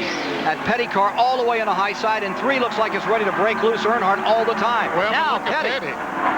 Down on the inside, making it 3 deep going into turn 3. And from the in-car camera, upper right of your screen, we can get a view of what it looked like from Darrell Waltrip's vantage point. But Dale Earnhardt came out of that skirmish ahead. And now they've both taken Jeff Bodine in the car number 5. Now that's close together, that is. Petty had to make a snappy move around the left automobile. Car number 12, David Soseby. Soseby running very slow down on the bottom of the racetrack. Driver out of Dawsonville, Georgia. The famous Soseby name from way back. His dad won here on the beach back in the 50s. Richard Petty closing up on Jeff Bodine another time. We'll return with more live coverage of the Daytona 500 after this word from your local station.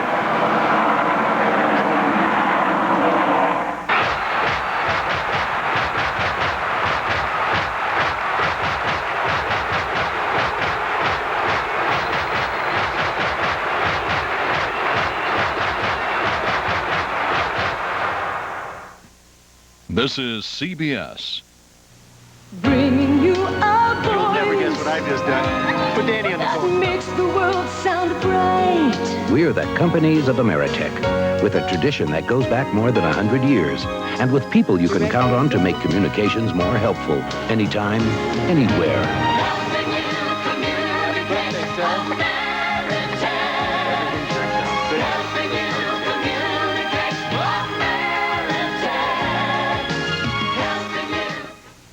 Make a wish. It's the president's birthday party. So get down to your Toyota dealer now. He's making sweet deals and could save you big bucks on America's #1 selling compact trucks. With dealer incentives on every Toyota truck, cargo, or panel van, you sweeten your deal even more. This tough standard bed is Toyota's lowest priced truck. Your deal could drive it even lower. Selection, incentive savings, and sweet deals during this birthday celebration at your Toyota dealers now. The People's Court moves to weekdays at 5, Monday on TV8.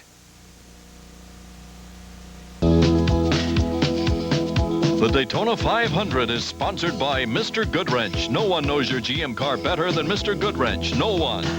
Skin Bracer Aftershave takes care of men who take care of their skin. Skin Bracer by Menon. And by Quaker State Motor Oil. When car-carrying people reach for the best, they reach for Quaker State Motor Oil. The leaders are hooked up in a draft. They are pulling away from the third place car by 2 1/10 seconds with 71 laps complete in the 1987 Daytona 500, 177.5 miles deep into the race. Further back in the field, here's Jeff Bodine, and here's another good battle. That is the number 90, Ken Schrader, and he is currently working on number 55. That is Phil Parsons, but the story for the last 4 or 5 laps there has been the car of Lake Speed, that number 83 car. Lake Speed started 33rd in this race. There you see him back with Harry Gant. And he has really moved up. He's in 11th place at the present time. Having an awfully good run.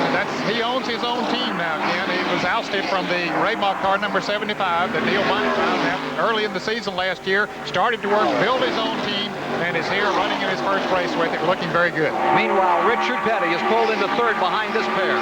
There you see that interval. It's a biggie. Biggest advantage anyone has enjoyed in the race, and they've had to go almost 200 miles to find it. It's now 2.5 seconds from second to third, from Bill Elliott's number 9 back to Richard Petty. On pit road, I believe that's Kyle Petty's car. It is. Well, Richard Petty actually has done a pretty impressive pull back through the field himself, because just soon after we went to green, not so long ago, he was languishing back in 9th spot, and now he's pulled pretty clear into third behind these two, who've really put some distance between themselves and himself with this two-car draft. It's interesting how Bill Elliott has just sat there on the back bumper of Buddy Baker, reverse of what they were earlier in the race, content to ride there. Maybe he can't do anything about it, or maybe he's just sitting there riding. And here behind these two leaders, 2.5 seconds back, is Richard Petty's car number 43, and then it's about 25 car lengths back to number 3, Earnhardt.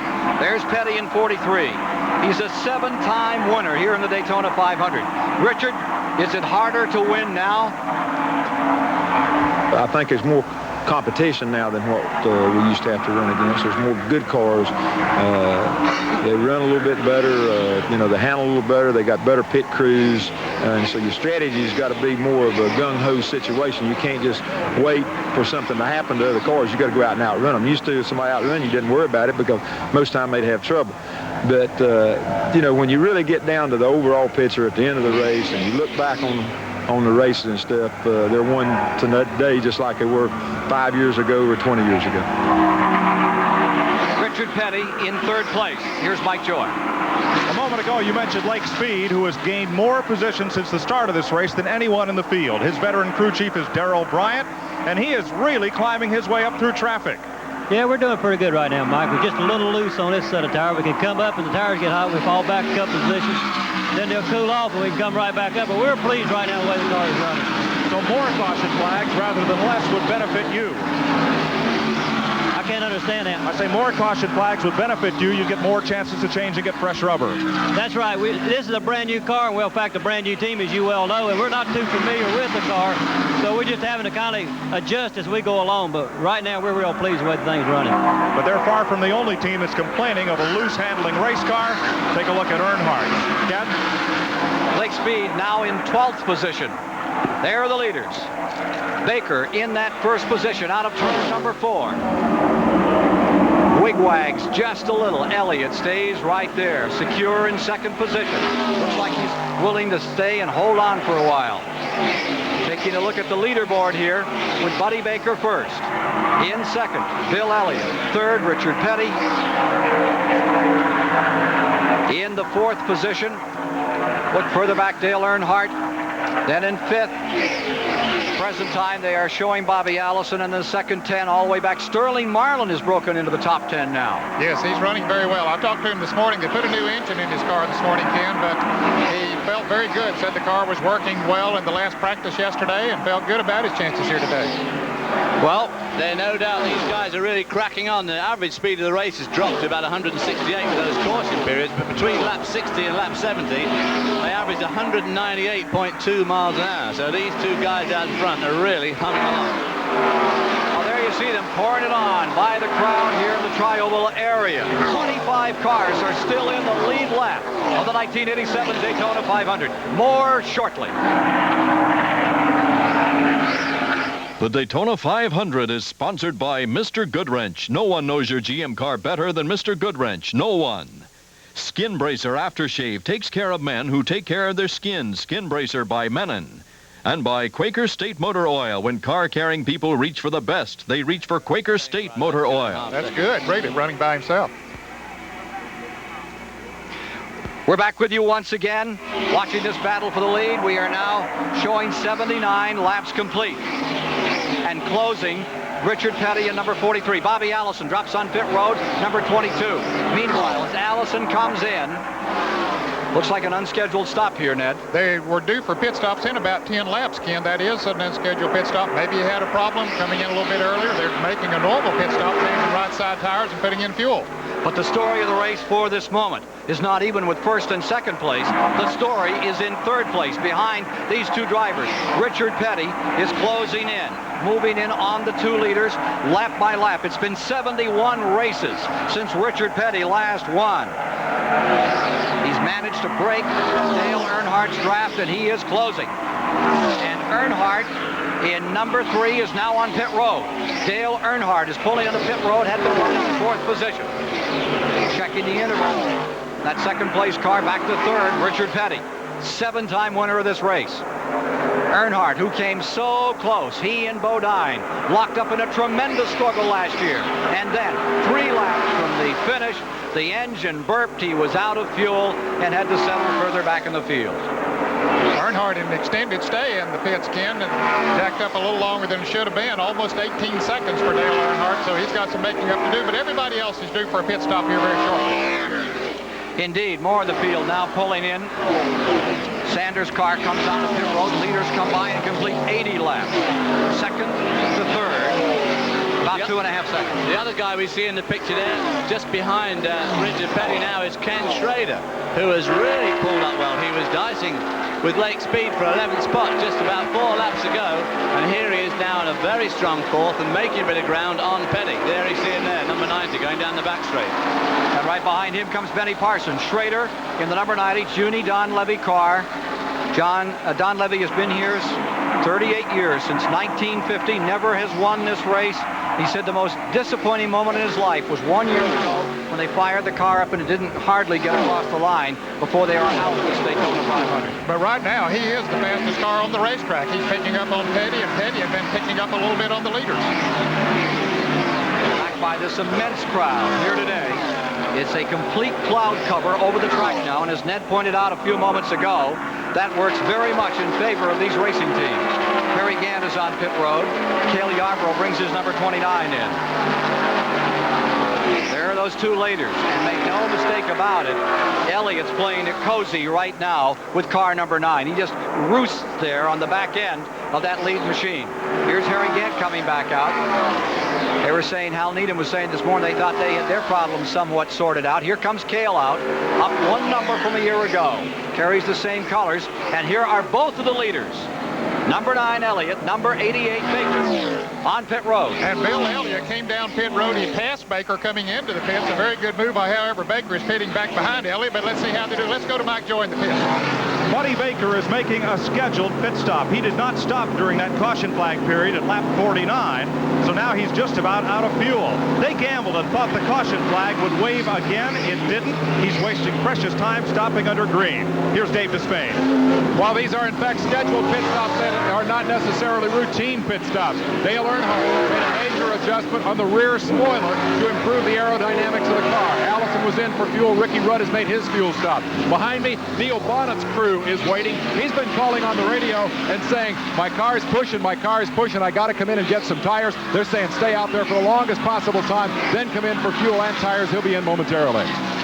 Ken, there was about a 2 seconds difference in the pit stops of Buddy Baker and Bill Elliott. Elliott having the advantage. That plus about a second that Elliott gained coming into the pits. Buddy Baker's going to be 2.5, 3 seconds behind Elliott out on the racetrack. It's going to be interesting to see if Buddy Baker can maintain that slight advantage. It'll also be interesting to see if Ken Schrader comes in on this lap, because he didn't come in when all the other leaders came in on that lap.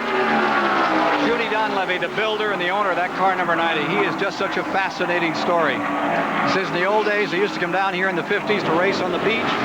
If they didn't win, they never even stayed around to find out who won. They just had a good time, packed up and went home. I'll tell you, he's one of the nicest people in all of auto racing. He'll give you the shirt off of his back and has given parts and other parts, tires and things to other teams less fortunate than he, and he has not been one of the most fortunate ones over the years. Jeff Bodine from second place on pit road. Number 5, Bodine, pitting.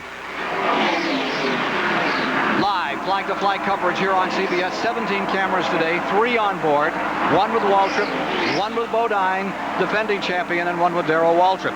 Ken, the word is that Bill Elliott is some 4 seconds ahead of Buddy Baker. He lost 2 seconds in the pits during the pit stop.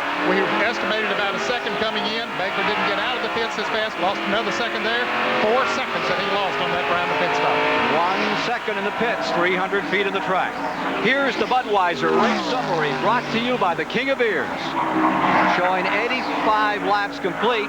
Leaders, just 4 of them to date. Elliott, Baker, Bodine, Schrader, and they have swapped the lead 7 times. The speed is down to 171 miles per hour. They swapped that lead 4 times, and we've had 2 caution periods in the race. 7 cars are out of the race. Wallace, Saylor, Foyt, Phillips, Rick Wilson, Mark Stahl, and Eddie Beerswell are behind the wall. More from Daytona after this.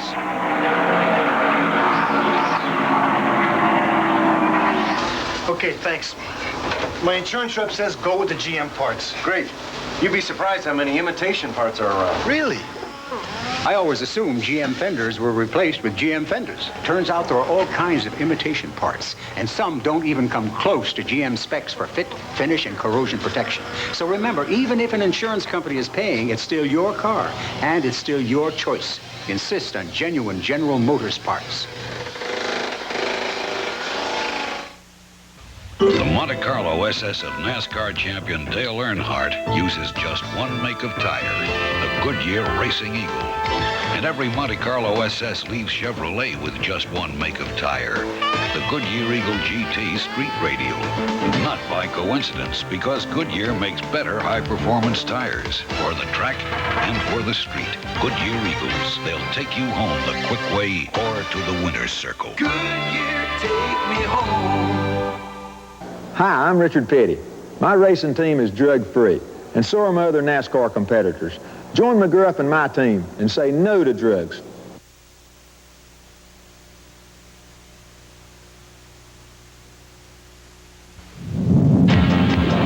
You begin with raw steel. Shape it with fire, muscle, and sweat. Polish it to razor-sharp perfection.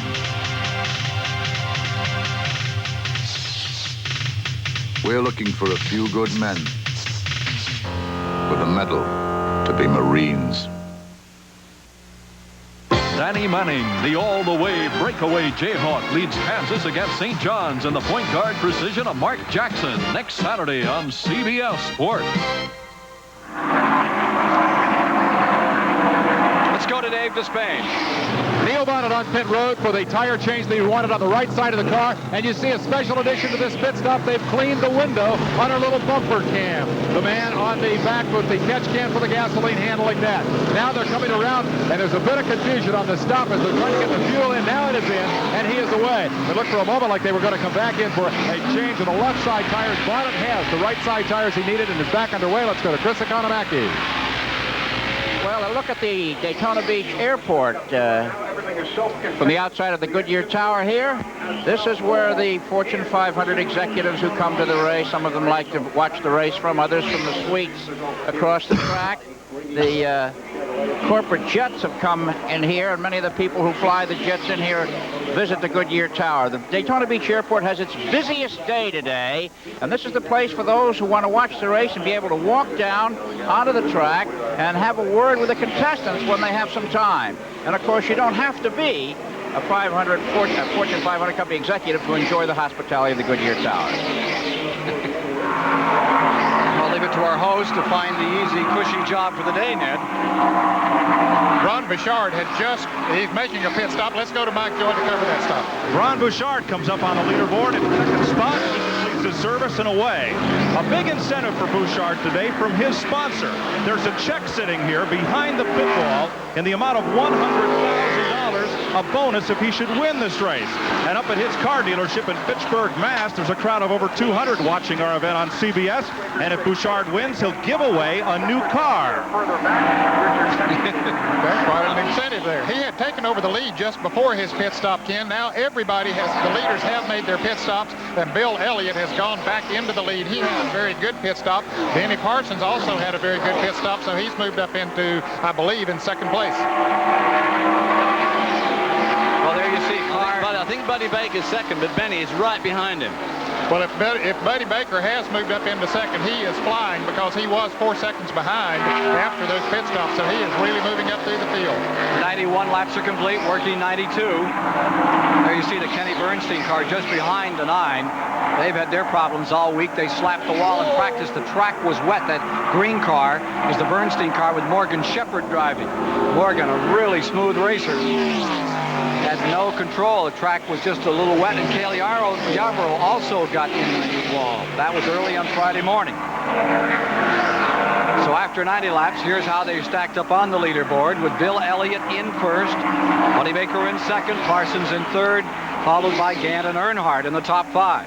And Buddy Baker is, in fact, about 3.5 to 4 seconds behind this man, number 9, Bill Elliott. And also running really strongly in that group, just behind Buddy Baker, is Ken Schrader, who delayed his pit stop just a bit longer than the others. And, of course, he stopped on the greens. And the interval is beginning to close between first and second. Baker was 4 4/10 seconds behind. Now it's 3.9. Baker is closing up on Bill Elliott. More from Daytona after this. Motor Trend Car of the Year, Thunderbird Turbo Coupe. Ford consultant Jackie Stewart tells you why. It's a rare combination of sophisticated engineering. A new intercooled turbo for extra power. Computer-controlled suspension for ride and handling. Anti-lock braking gives you surer stops. No other car in the world has all that standard. Thunderbird Turbo Coupe, Motor Trend Car of the Year. Now with Ford's 6-year, 60,000-mile new car powertrain warranty. Dear, beloved Uncle Dwight. He certainly had a lot of friends. The Pruitts drove all the way from Alaska. What? Alaska. Oh, Alaska. I counted license plates from 18 different states. Hey, Earl, what kind of motor oil do you use? Motor oil is motor oil. What? Motor oil is motor oil. Oh, yes, he is. Motor oil definitely is not motor oil. 4-cylinder cars work harder and need specially formulated Valvoline 4-Guard. Don't drive your car to an early grave. Man has always been fascinated with speed. But winning is more than a quest for speed. It's a measure of skill, a test of guts. And though NASCAR has changed through the decades, its spirit never will. It's not just the machine, it's the man who drives it. We're proud to be a part of this great sport. Busch, the official beer of NASCAR. Here's why these New England fishermen take Alka-Seltzer Plus cold medicine. When I catch a cold, it's a tough one, and the only thing that seems to help me is Alka-Seltzer Plus. I get aches and pains, runny nose, nasally, and Alka-Seltzer Plus works every time. When I get a cold, my head feels like it's 3 feet thick. Alka-Seltzer Plus helps break through, helps me get back on my feet. Alka-Seltzer Plus cold medicine. Fast, effective relief for tough winter colds. In a word, it works. 87's hottest golfer, 2-time tournament winner Corey Pavin takes on a formidable field at the Los Angeles Open. It's the PGA on CBS Sports next weekend. Coming up next on CBS Sports, NBA action at its best, when the Eastern Conference leading Boston Celtics, led by 3-time most valuable player Larry Bird, take on the Western Conference leading Los Angeles Lakers and this year's MVP frontrunner Magic Johnson. That's NBA action you won't want to miss. It's next on CBS. Number 9, Elliott stays in front. Trying to eat into his lead is number 88, Buddy Baker. It's Ford against Oldsmobile. Elliott out in front, trying to win it. He won it in '85. His mother is home watching today in Dawsonville. Here's a great race. There is Baker.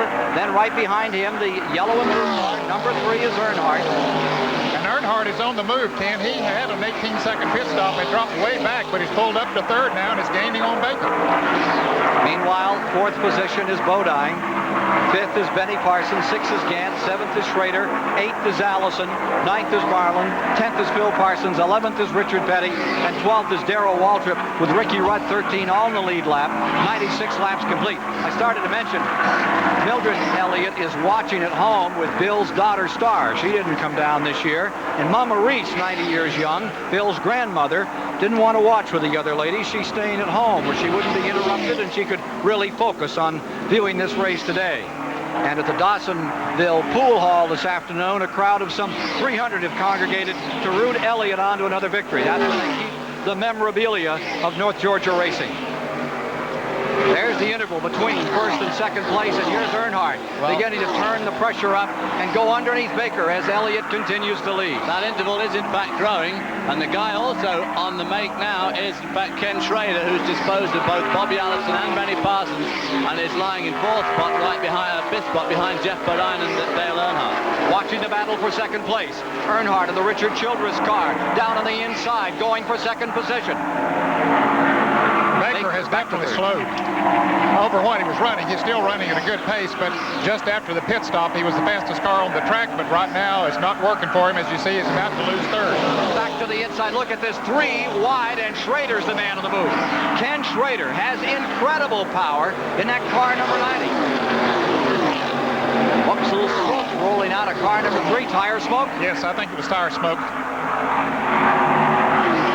Further back, going into turn number 1. Remember, Terry Labonte had trouble earlier. There's the Cale Yarborough car, number 29, which is outside of the top runners, and Lake Speed in car number 83. There's Terry Labonte, the car that Waltrip drove a year ago. Remember, they had problems early on in this race. Here's a report from Mike Joy. Watching Junior Johnson in his characteristic pose with a knee up almost on the pit wall. Ken, no one was prepared for the speeds they were going to run here today. When they asked Ricky Rudd and Junior in separate interviews what speed it would take to win the pole, they'd say, well, 208, 209, or 2010. They're not ready to comprehend 200 miles per hour. In fact, the Speedway media guide, the speed chart, doesn't even go up as fast as Bill Elliott ran for the pole. Junior sits here impassively, but a moment ago when they came by 3 wide, his crew chief, Jeff Hammond, standing up here on the tires, covered his eyes as Ken Schrader took him across the line. Here's Dave Despain. The search for that speed is a 4-month-long process. The Daytona 500, the culmination of all that testing and all that qualifying and all that practice. A lot of guys tested fast, qualified slow. Darrell Waltrip is one of the guys in that category. Other guys test slow and come down here and qualify very fast. Why the difference? One element is the weather. Waddell Wilson, the crew chief on this car, says the weather didn't help you guys. All this cool, cloudy weather was not good for you. No, we had our car set up for it to be sunny today, and being overcast, the car's too tight. It's not, running through the corners free enough. Are you comfortable with where he is now? He's outside the top 10. Can you get the car right? Well, at the present time, we're running a little quicker than Bill is, so if we can keep this up, we'll be up with a pack in front of us, and we're okay at the present time. The key thing to remember is that this quest for speed, which starts in November, ends not at the start of the 500, not at the midway point, which is approaching right now. The one time you have to get the car right is at the end of the race. We are at the halfway point. 100 of 200 laps complete. Elliott in first. Earnhardt showing in second. Ken Schrader is in third. That's Bill Elliott, the leader. There's Schrader, who's now in third. Then Jeff Bodine in fourth. And Buddy Baker is in fifth position.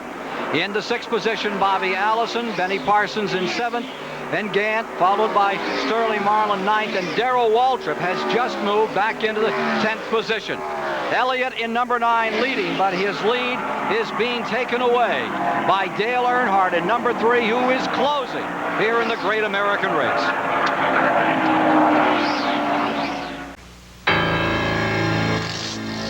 This is the new Ford Mustang GT. With its unmistakably new body surrounding an equally dramatic 5-liter port fuel-injected engine, it's easy to pick out the Mustang GT from a crowd. Not that it's likely to be in one. This is the new Mustang GT. Have you driven a Ford lately? Excuse me. Can I help you? I'm not sure. I'm looking for the perfect TV. A 27-inch with black matrix, 110-degree angle of deflection, computer-accurate digital access tuning, 178 channels, built-in stereo decoder, and it's got to have infrared remote control that runs the TV, cable, and VCR, even if they're different brands. You know what I mean? I know exactly what you mean. You want a Magnavox. The perfect picture, the perfect remote. Nobody puts it together like Magnavox.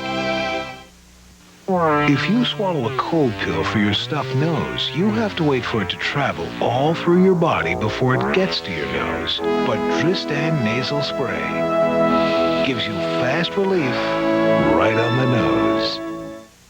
I've tried it. Now I believe it. Denorex Tingles tells me it's doing more.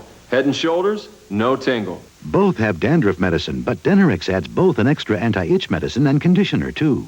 Goodbye, Head and Shoulders. Hello, Denorex. Soon this street will be teeming with people, tasting exotic foods from all over the world. Thank you. Is it good? Good and spicy. Now Anne is about to experience a problem that's universal. I've got heartburn. Can you beat that? As a matter of fact, I can. Pepto for heartburn? Sure. As Pepto coats, it soothes heartburn, as well as upset stomach and diarrhea. I didn't know you could conquer. I can't. Pepto-Bismol, the one that coats, is the only one you need. Their rivalry is intense. Their respect is mutual. Their meetings are classic. The Celtics confront the Lakers next on CBS Sports. Back with you live here at the World Center of Speed, the Daytona International Speedway. There's Bill Elliott. Here's the story in second place. Just moving into that position, car number 90, Schrader, has come up with his Ford and passed Earnhardt, number 3, the blue and yellow car, which is now in the 3rd position. And there you see Jeff Woodine in 4th. And there is Benny Parsons, number 35. He is in the 5th position.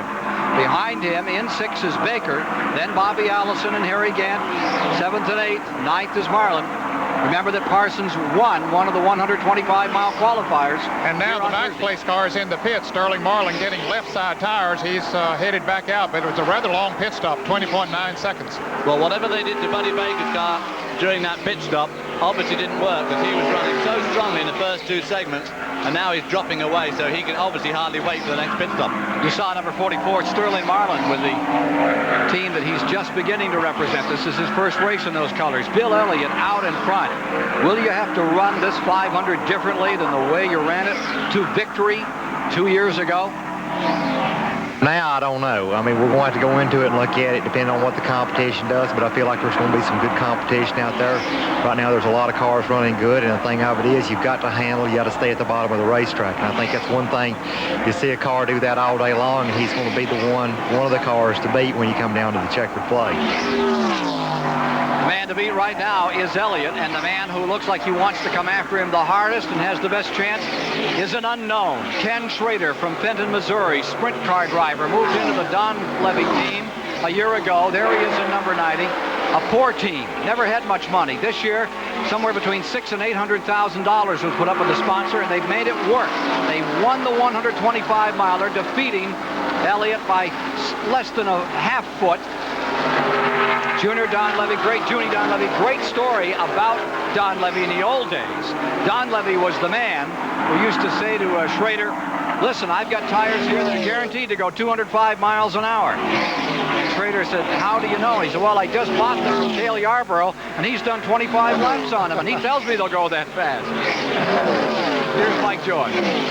There are none of those old tires in the Schrader pit today. Junie Don Levy, you beat Bill Elliott on Thursday. You beat him by inches. Now you're running toward the front. Is this perhaps the biggest and most pleasant surprise of your long career? I couldn't hear you. I was afraid of that. You've got to be thrilled the way your boy's running out there. Oh, he's really running beautiful. What's killing us is on pit stops. We've got a little bit too high a gear to take off fast, and it really puts them way back, and that's where they're killing us. It looks like you can catch Bill, but can you beat him like you did Thursday? Well, I don't know. Bill's mighty fast, and he's not running as fast as he can run, so it's just going to depend on what happens right at the end of the race. And you can bet that Don Levy and crew chief Bob Johnson will keep brand new tires on that car to help him run down Elliott and try to beat him. Here's Dave Despain. Childress owns the car that has just given up second spot to Junie Dunleavy's Ford. You had a little handling problem early. Is it better now?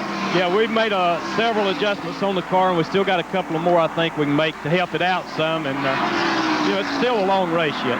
You're gearing for the end of the race. The question is Bill Elliott. Everybody's been trying to figure out all week, can anybody do anything with that Ford? You're leading the General Motors class right now, but what's it going to take to wear that guy down and try to win this race? Well, they're real strong. If Dale can get up there to him on cold tires, we just have to see, but they're awful strong. Just a couple of moments ago, the members of this crew looked at one another, marked the interval, noted that it is not shrinking any. Elliott is holding sway out front. 110 laps have been completed. There you see the number 3 of Earnhardt now in 3rd position. Schrader is in 2nd, and leading is Elliott. Back in 4th is Parsons, and 5th is Bodine. There's that Schrader, number 90. You can see the speed in the back straightaway there. About 200 miles an hour as they float along through a Sunday afternoon of this Valentine's Day weekend at the World Center of Speed. Elliott continuing to turn incredible laps. But Schrader is as quick as anything out here. The dark horse is hunting once again for the 85 champion. Stock cars maneuver around high-speed tracks like this Daytona track faster than some airplanes fly. But as Ned Jarrett shows us, speed can be just a passing thing. It's hard to capture the illusion of speed. So we took our convertible out for a cruise on the interstate, running along at 55 miles an hour. Of course, we all know that we're passed occasionally by someone going 65 to 70 miles an hour, some 10 to 15 miles an hour faster.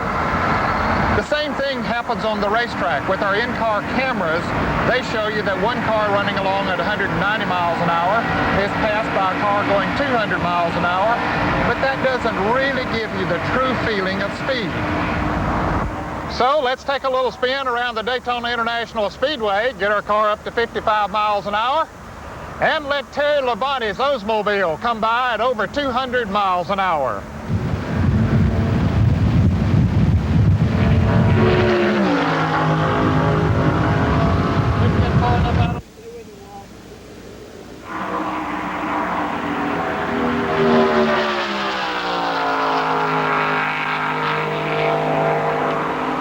Well, Dad, I never saw you get dusted off like that before.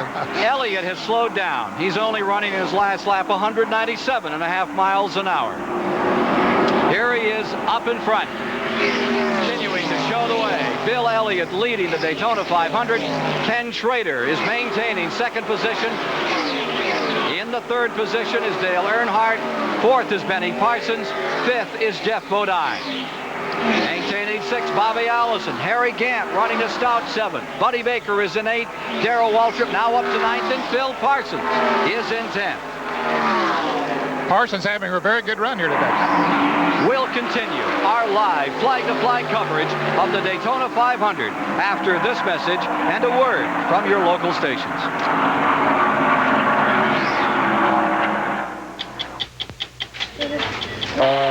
Right now we're getting a blood pressure, and I don't know what his vital signs are. I don't know what he took. 2 minutes. No timeouts. No way to stop the clock. When you overdose, time is against you. Her pupils are constricted, and she's not responsive to painful stimulus. It's a desperate attempt to rally before your last breath is gone. Nurse, let's call it. It's over. When you play with drugs, 2 minutes can mean the difference between life and sudden death. This is CBS. Happy birthday, George. Thank you, Abe. So, what are you doing for President's Day this year? Well, I thought I'd go to Waterbed City's President's Day sale. You know, a good buddy of mine once said, a penny saved is a penny earned. That's right, George. Now through Monday, Waterbed City Superstores will save you thousands of pennies. This finished waterbed is only $149 complete, or get a starter waterbed for $95, only through Monday. I can't tell a lie. I never saw such savings. A message to Society Bank customers Frank and Gail McCormick. Sometimes one evening lasts forever. Then it seems like whole years are rushing by. Society helps lots of families plan ahead for changing needs with the Society Home Equity Line of Credit. How was the prom? It was all right. It was all right. How was it? It was fabulous. We know today becomes tomorrow sooner than you think. Thanks, Frank and Gail, from the people who are building a better bank around you. Disneyland Dreamin', tomorrow night at 7:30 on TV8. at Daytona. The red light is on, and I believe that means the fuel pressure's gone away on number 17, Waltrip's car. We saw him shift a little early to come in. Here he is on the pit road. He may have run the tank down. I think that's what's happened. Run it dry. When the fuel pressure goes down, that light comes on. He says, well, I got to go into the pits. Dale Earnhardt made a pit stop while we were away on the break. And Bobby Allison is pitted, and it was a lengthy stop of 35 and 4/10 seconds. And boy, that'll Bobby get you Allison. behind. That'll get you way behind. On the racetrack, Elliott's first, Schrader second, Benny Parsons third, Bodine is fourth. Fuel back in, the light goes out. I thought his car payment might be due. Elliott on pit lane. The leader, Bill Elliott, pulls in, and Schrader will take the lead. Dave Despain. Wall as the leader comes down pit road. They feel they have things well in hand. Their only concern is that something might go wrong on a pit stop. The car is strong. It's working the way they want it to. Routine right side change, but into the right side goes the chassis adjustment man, and they have made a right rear chassis adjustment on Elliott's car. Other than that, a routine stop. All they're doing here is setting up for the run to the finish, and the leader looks to be in good shape.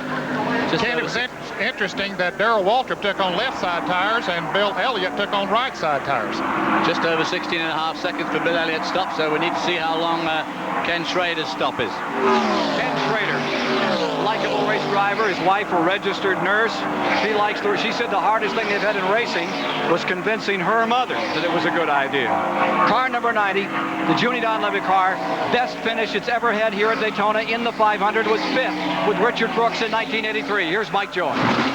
Benny Parsons, like Dale Earnhardt a few laps ago, will take on left side. Benny, having a little trouble keeping his car running, waves off the drink of water and a little bit of a miscue on the pit stop. Here in Benny's pit, car owner Rick Hendrick, who also owns the Waltrip and Bodine's car. You looking for the trifecta today? I couldn't hear you. So you're looking for the trifecta today with a 3-car entry. Well, we're going to try. That Ford looks awful tough right now, but our cars are running well, and if it stays green, we're looking pretty good. If it's possible, will your guys link up in a draft purposely with the teammates to try to run them down? Well, they work together real well, and it just depends on if the cars are working in the same spot on the track. So we'll see what happens, but they know what to do. Now, Hendrick claims to be nonpartisan, but the jacket he's wearing is that worn by Jeff Bodine for Friday's IROC victory, and when he came out of the car yesterday after winning the 300. 119 laps, 297.5 miles down. You see Baker on pit road and Cale Yarborough here.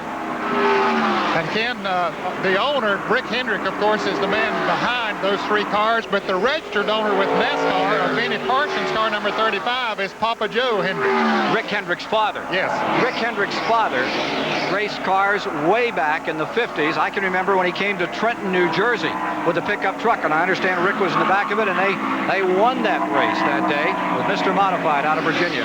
Here is Bobby Hillen's car number 8, who you saw on CBS win the Talladega 500 last July, and Richard Petty's number 43, which had been running in 5th, now comes on pit road.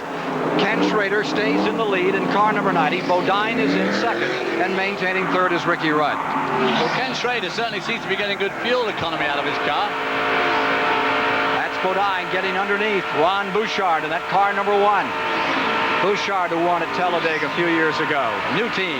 Richard Petty away and back into action. And Ken, Dale Earnhardt might not be running quite as fast as he was earlier. He's lost a little over a second to Bill Elliott on the stop. He's now about 8.5 seconds behind, and before those pit stops, he was only about 4 seconds. Richard Petty coming back to speed. She watched them on the banking here of the Daytona Speedway. Better than halfway in the event. Regulation pit stops upcoming. More in a moment. Reaching for the best. Brought to you by Quaker State. Drag racing champion Kenny Bernstein brought high technology to his sport. His cars were the first to be shaped in a wind tunnel, the first to carry an onboard computer. The result is the fastest funny car in history, holder of the national record at more than 270 miles per hour. Through a lot of hard work and determination by my entire crew, we were able to put it together and win 2 world championships. This year, the Bernstein team takes on the ultimate challenge, NASCAR. I'm always reaching for the best. Why do 32 million Americans protect their engines with Quaker State motor oil? Because they're car-caring people who want only the best for their engines. Here, Quaker State quality stands up to the constant pounding, heat, and friction that breaks down motor oil.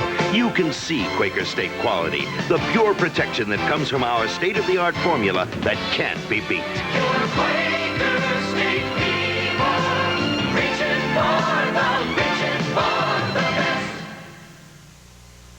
Next Saturday, crowd thriller Bobby Ches will defend his IBF world title against the force of Willie Edwards next weekend on CBS Sports Saturday.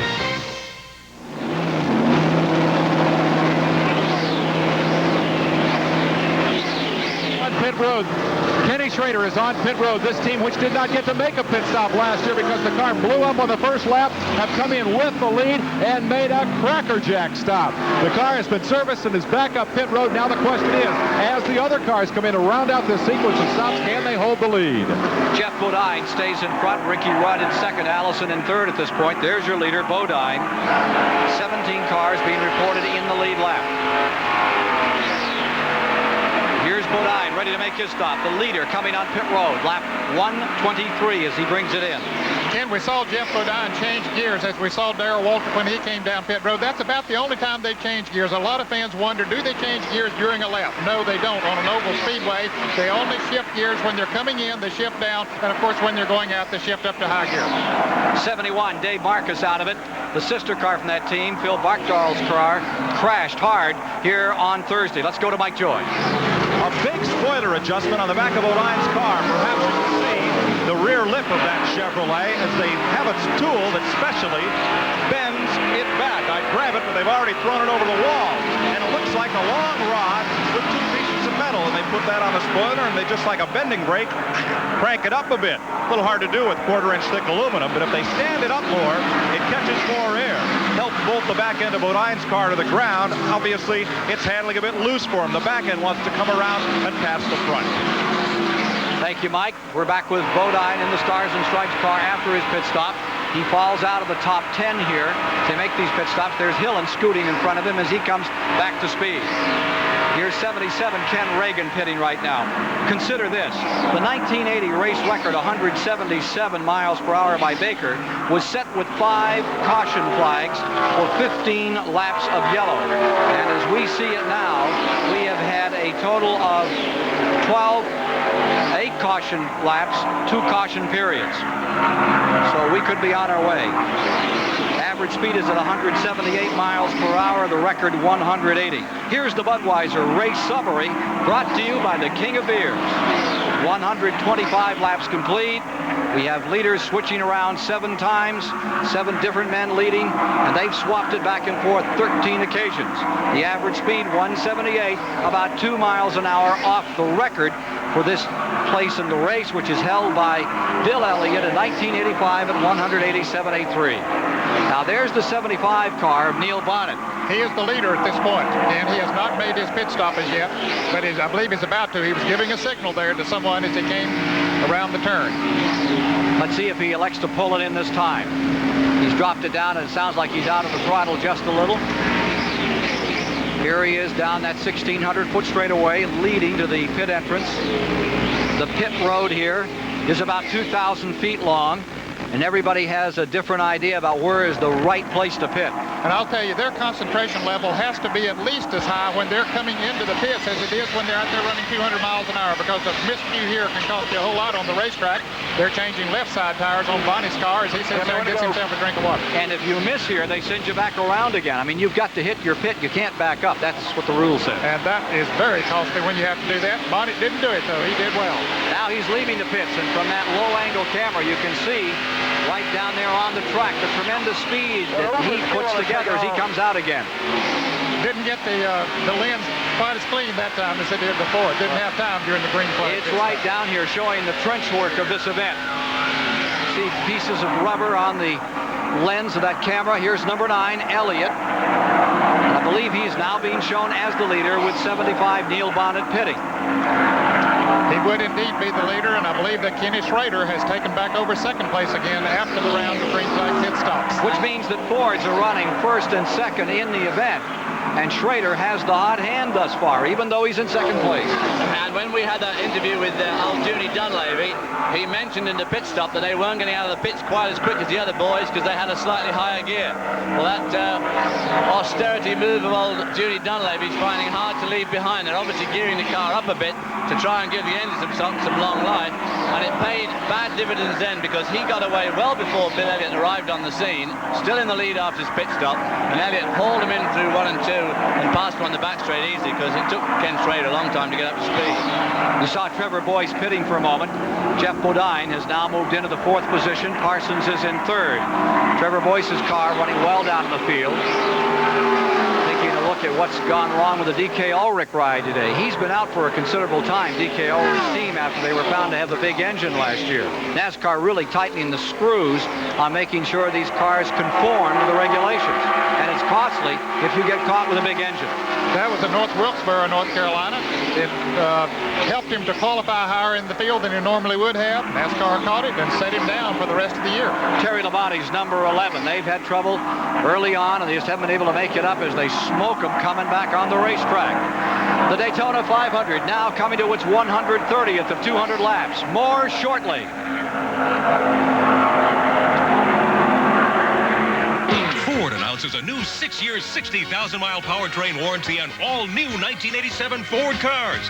And you can now get 3.9% financing plus up to $600 cash back on Tempo, Escort, and Mustang. Combined with option package discounts, you can save up to $1,558 on Ford Tempo, $1,335 on Ford Mustang, and $1,294 on Ford Escort. Ford value, better than ever.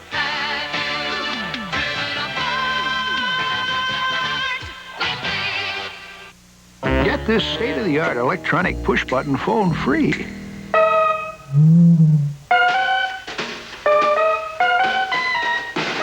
When you buy 10 rolls or more of Owens Corning big fiberglass insulation.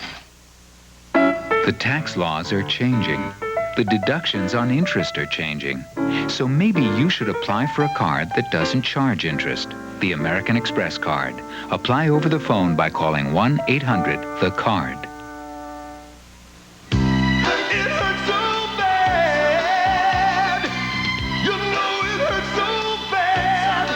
Your face takes enough abuse without your disposable razor hurting it more. Now, Gillette introduces Good News Plus, the new disposable with a white Lubra-Smooth strip designed to reduce pulling and skin irritation. Finally, there's a disposable that feels so good. Good News Plus, new from Gillette, the essence of shaving. You might get caught out in the middle of nowhere with a dead battery, but I won't. This is a Delco maintenance-free battery, and when this green eye is showing, it means I've got all the starting power I need, up to 770 cranking amps. If you think your battery's fading fast, I'd start thinking Delco. For the AC Delco retailer nearest you, just give me a call at 1-800-AC-DELCO. Never wait for trouble.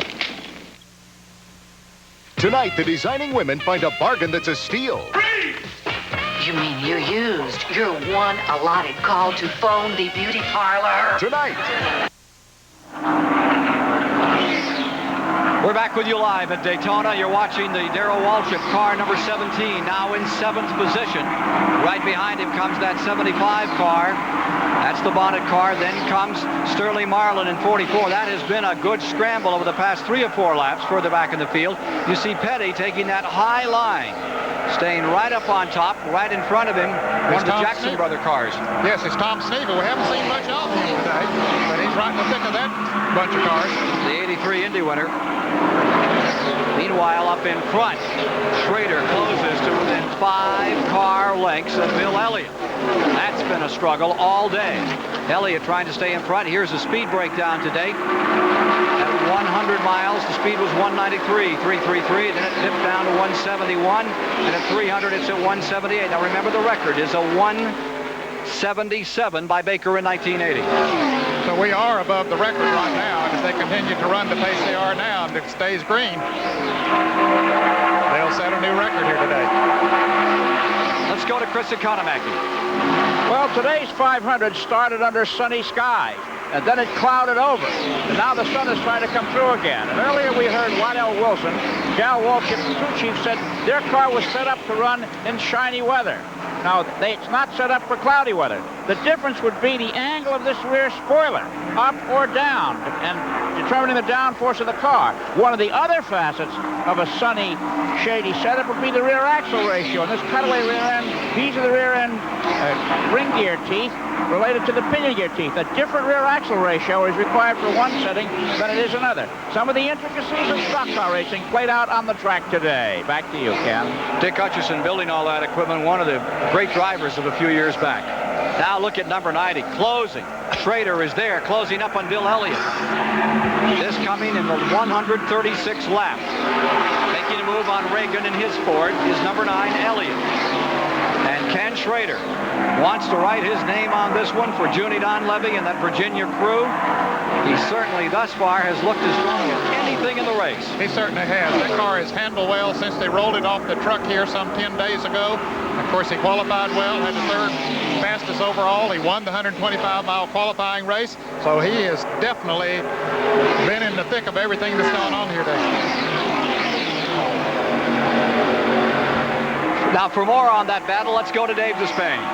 It's been party time in the Junie Donlevy pits and garage all week. You guys are having a wonderful week, and now you got the biggest plum in sight right there in reach. Can you get around Bill Elliott and win this race, Junie? Well, if we could get a good caution near the end, I think we could go with him. But right at the moment, when we are on a green stop, he beats us in and out of the pits. It's on account of we got the wrong gear ratio for getting going. But you're running him down on the racetrack. You look like you're about ready to pass him. Well, Bill's just playing along pretty good.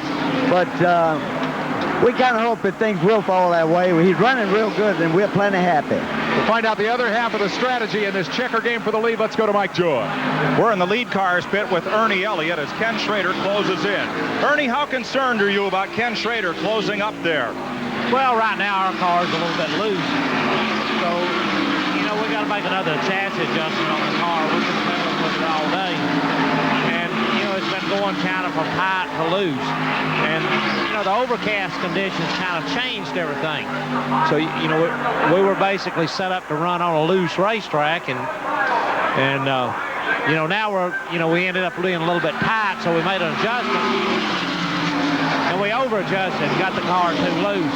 So right now, you know, there's still a long way to go. We've still got 150 miles of racing left. That's characteristic of Ernie Elliott. They never get flustered, never get fluttered until the last 10 or 12 laps or so. Let's go back up pit road to Dave Despain. Your guy just drove right by him out there, Junie. He's looking very strong. Well, he says it feels pretty good, and I think Bill's getting a little bit loose right at the moment. We're having to decide now whether to go with left side or right side tires on the next stop. On Thursday out here, you guys came down to a photo finish. Kenny beat him. If it comes down to that again in the 500, will Kenny beat him again?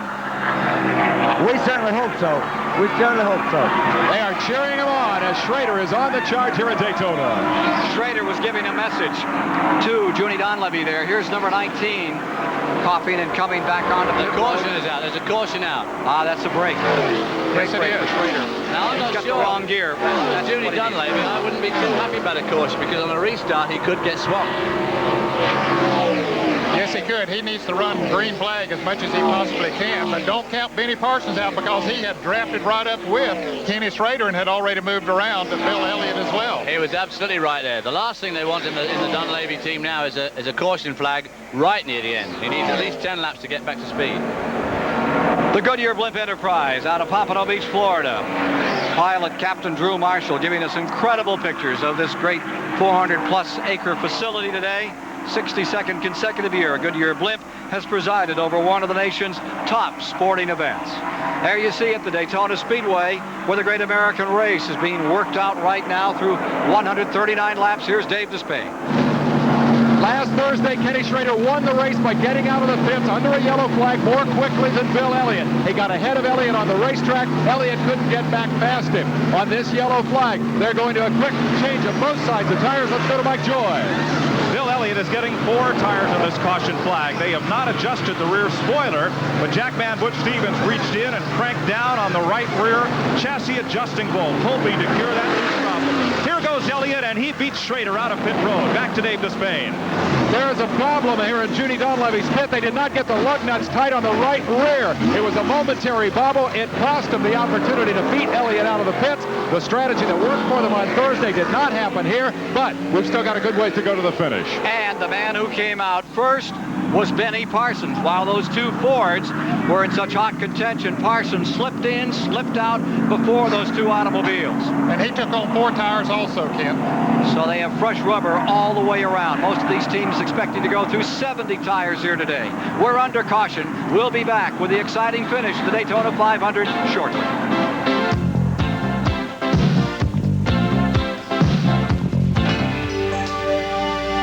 Take me back where I belong.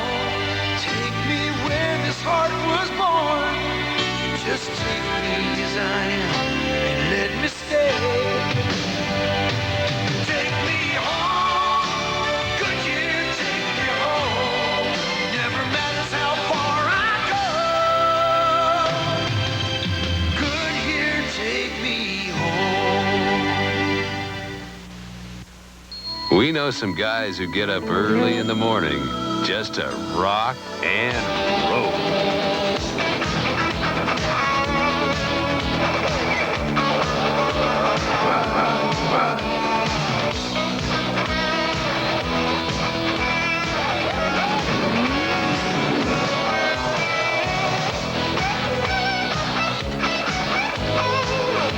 Racing fans, this bud's for you. Why are you in and out of bed? Hating your cold. Wondering how many sneezes you've sneezed. Looking for something to do until you can rest. Trying to be brave. Wishing you had a nickel for every cough. Spending the night with your cold, waiting for relief that never comes. Why? When there's NyQuil. The nighttime sniffling, sneezing, coughing, aching, stuffy head, fever. So you can rest medicine. From Vicks, of course. Life is a catch-22. When I want to impress a big client, I feel stress. And what do I get? Body odor. Then I'm not at my best, so I get more stress, more body odor. So I use Safeguard every day. Fact, Safeguard can fight the bacteria that causes body odor. That will protect me no matter who I'm trying to impress. With Safeguard, even when I'm under stress, there's a part of me that's very calm. This Wednesday, it's a special 2-hour Magnum. And next Wednesday... What do you want? I want the truth. Frank Sinatra guest stars. The third caution of the day. Cars on pit road at this time with Waltrip leading, Bonnet second. Lake Speed in third, Phil Parsons, followed by his brother Benny Parsons in the top 5. In the second 5, Dale Earnhardt is there with Bill Elliott, Bodine, Baker, and Ken Schrader. Car number 19, Derek Cope of Spanaway, Washington. His Ford lost an engine, resulting in this third caution period. I'll show you how tough it gets on pit road. Here is Alan Kowicki pitting, and watch inside the circle. Gets a little close down there, Ned. Yes, it really does. As he jumps back from his car after trying to get into service. Of course, Kowicki trying to get into the pits. He backed right into it. Didn't phase him a bit. Went right on to his jump. Dave Despain has a report on that last Schrader pit stop. The tools of the stock car racing trade include air wrenches. This is what they change the tires with. This air wrench broke at a critical moment in Kenny Schrader's pit stop. The left rear tire lug nuts had been removed. The new tire was on. When they went to put the lug nuts back on, the gun broke. They had to grab another air wrench, and it cost them 9 seconds in the pits. It could cost them the Daytona 500. Let's go to Mike Joy. 2 years ago, Bill Elliott lost the Winston Cup Championship on the last day because the transmission broke. This is not a junkyard. It's the spare parts pile. Lower control arms, disc brake hats, a front hub, a rear end, a transmission, axle shaft, shock absorbers, drive shafts, oil cooler, oil lines, a whole front end setup.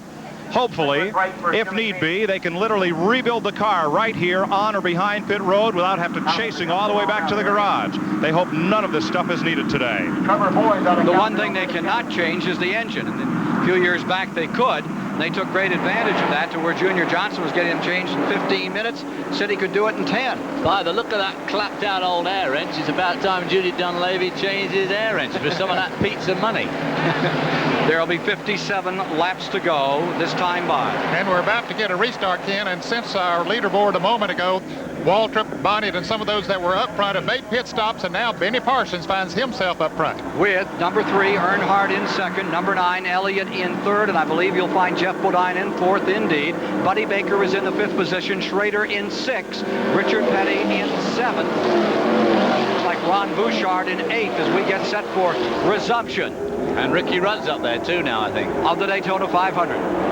Harold Kinder stretches the green. We're back underway. On these restarts, I wonder if the people at home realize that the top line, the line nearest the wall, those are all the guys on the one lap. The guys on the bottom track, they're the people in the lap. So the top line is where you're seeing cars in the lead lap. Exactly. Cars at the bottom, at least 1 lap down. You can see it's overcast and gray as they head into the back straightaway. Here's Elliott from the blimp.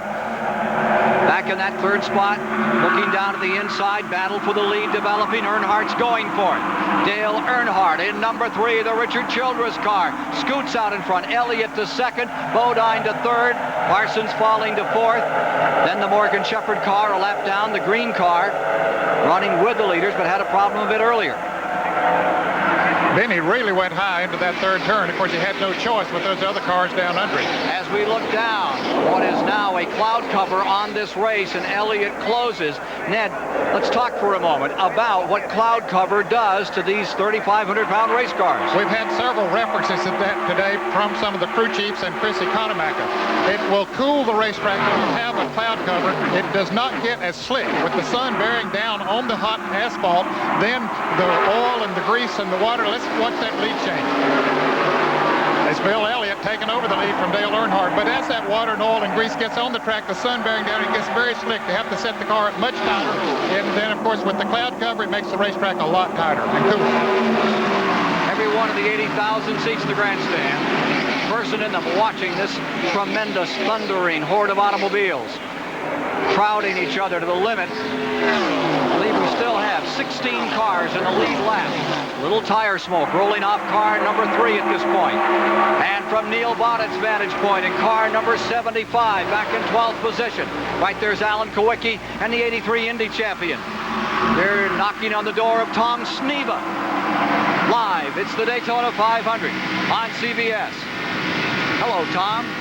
Goodbye, Tom. And in front of Neil Bonnet is Alan Kowicki, of course, last year's Rookie of the Year. Comes from Wisconsin, and is a very cool and level-headed young man. Probably going to go a long way in this sport. Kowicki just a year ago came down here, did not even make this race. Went to Richmond, Virginia, where they're going to race next, and he didn't make that one either, and yet came on to win Rookie of the Year. Darrell Waltrip's camera. Whoa, tight traffic. Bobby Hillen on the outside. Ken Schrader deployed directly in front. And just a lap ago, they got together. Ken Schrader hit Bobby Hillen Jr. in the back as they came through the tri-oval, and Hillen did a beautiful job of saving the car. Ken Schrader is now in 8th. Waltrip is in 9th. Back straightaway, 3,000 feet long. Now from the face cam, you see Waltrip nearly 200 miles an hour, looking kind of relaxed, just taking it as easy as you can. You certainly don't want to get tense up there in the cockpit from Jeff Bodine's vantage point. Let's take a look at what's going on here. Here's Bodine. Recall he's in 3rd. Earnhardt directly in front of him in 2nd. Bodine closing up on him as they come into the tri-oval. 15-degree banking here. The cars just lift. Watch the back end of number 3. Just out a little. That speed and the air that's around each car as they run in traffic, it does literally pick the wheel off the ground sometimes. Last lap at 198.6 miles per hour. And you're right in there riding with Jeff Bodine, defending Daytona champion. And the man with whom he contended for the last 50 miles a year ago, right down, remember that's totally flat on the bottom of that track, 31 degrees up on the banking. He's within inches of it. That's Dale Earnhardt. They went at it all the way to the finish and 3 laps shy. Earnhardt ran out of fuel. Elliott stays in front. And it's Dale Earnhardt in that 2nd position with Bodine, with whom you're riding in 3rd spot. Benny Parsons is in 4th. Buddy Baker is in 5th.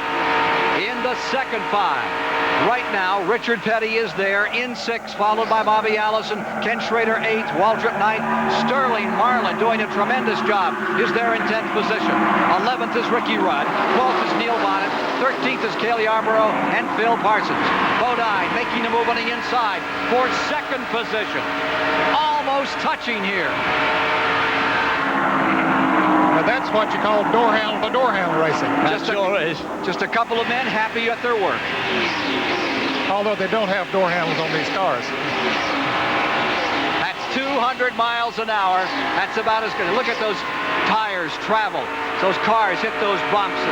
They look so smooth, and yet they are so tough. And the spring suspension strung so hard on these cars. Earnhardt going now, trying to find Bill Elliott here in the Daytona 500. Once upon a time, millions of us roamed the bathrooms of America. We're bull shavers, convinced we had to use shavers with all kinds of expensive extras. But we don't pay an arm and a hoof anymore, 'cause us bull shavers are becoming Bic shavers. Bic gives us an extraordinary shave at an extraordinary price, without bells or whistles. To pay more makes you, well, bullheaded. Try the Bic for normal or sensitive skin, and you too will have a beef. with bull shaving. I'm 80 years old, and I love Kellogg's Frosted Flakes. Brave adults are coming forward to challenge the notion that Frosted Flakes is just a kid's cereal. I eat them, I love them, and I don't care who knows. With that extra crunch and milk, that frosting just right, they have a taste adults can love every bit as much as kids. Go ahead, Shirley. You can do it. I love them, thank you. Oh, what more can you say? Frosted Flakes have the taste adults have grown to love. They're great.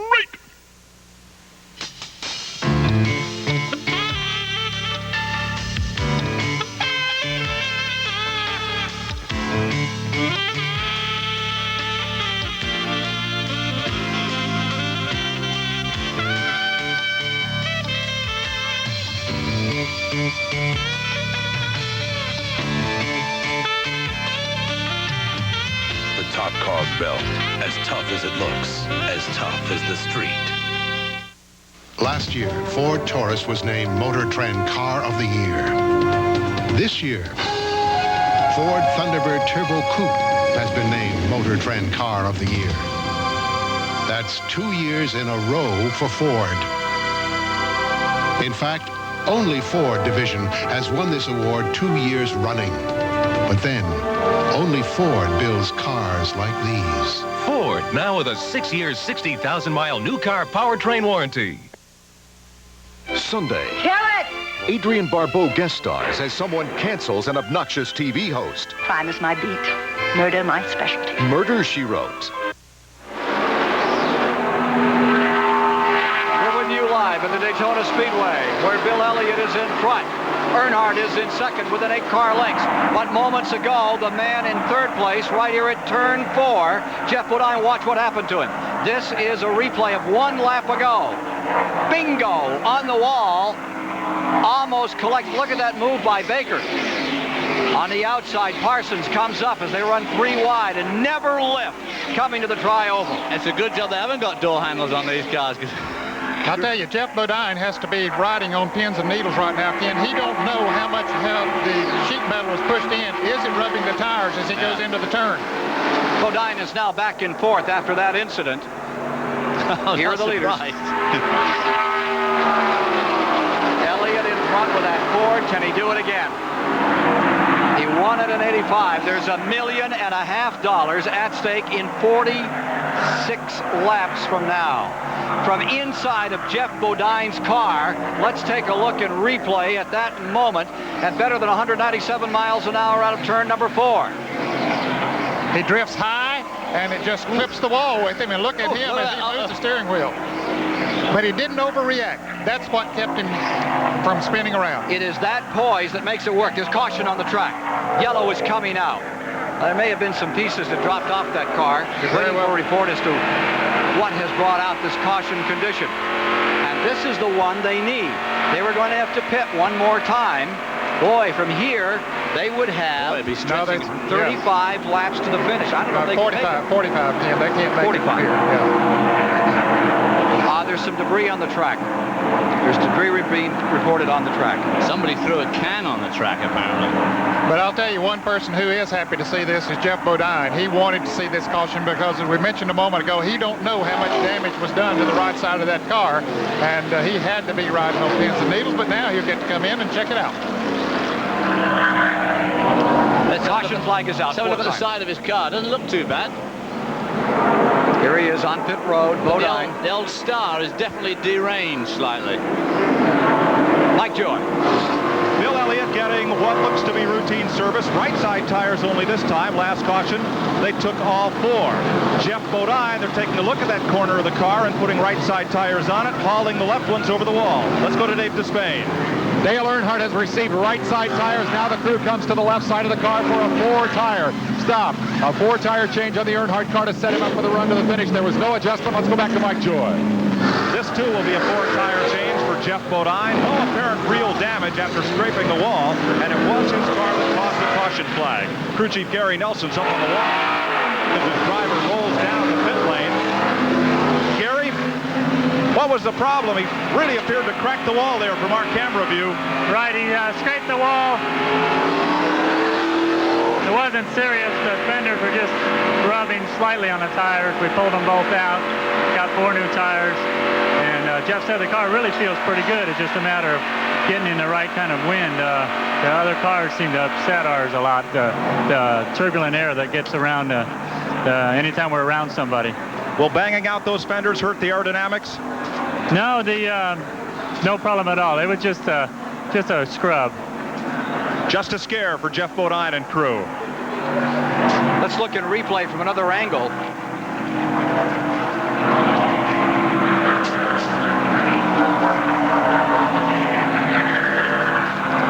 This is on pit road as Bodine is coming back out. Here's Petty coming out.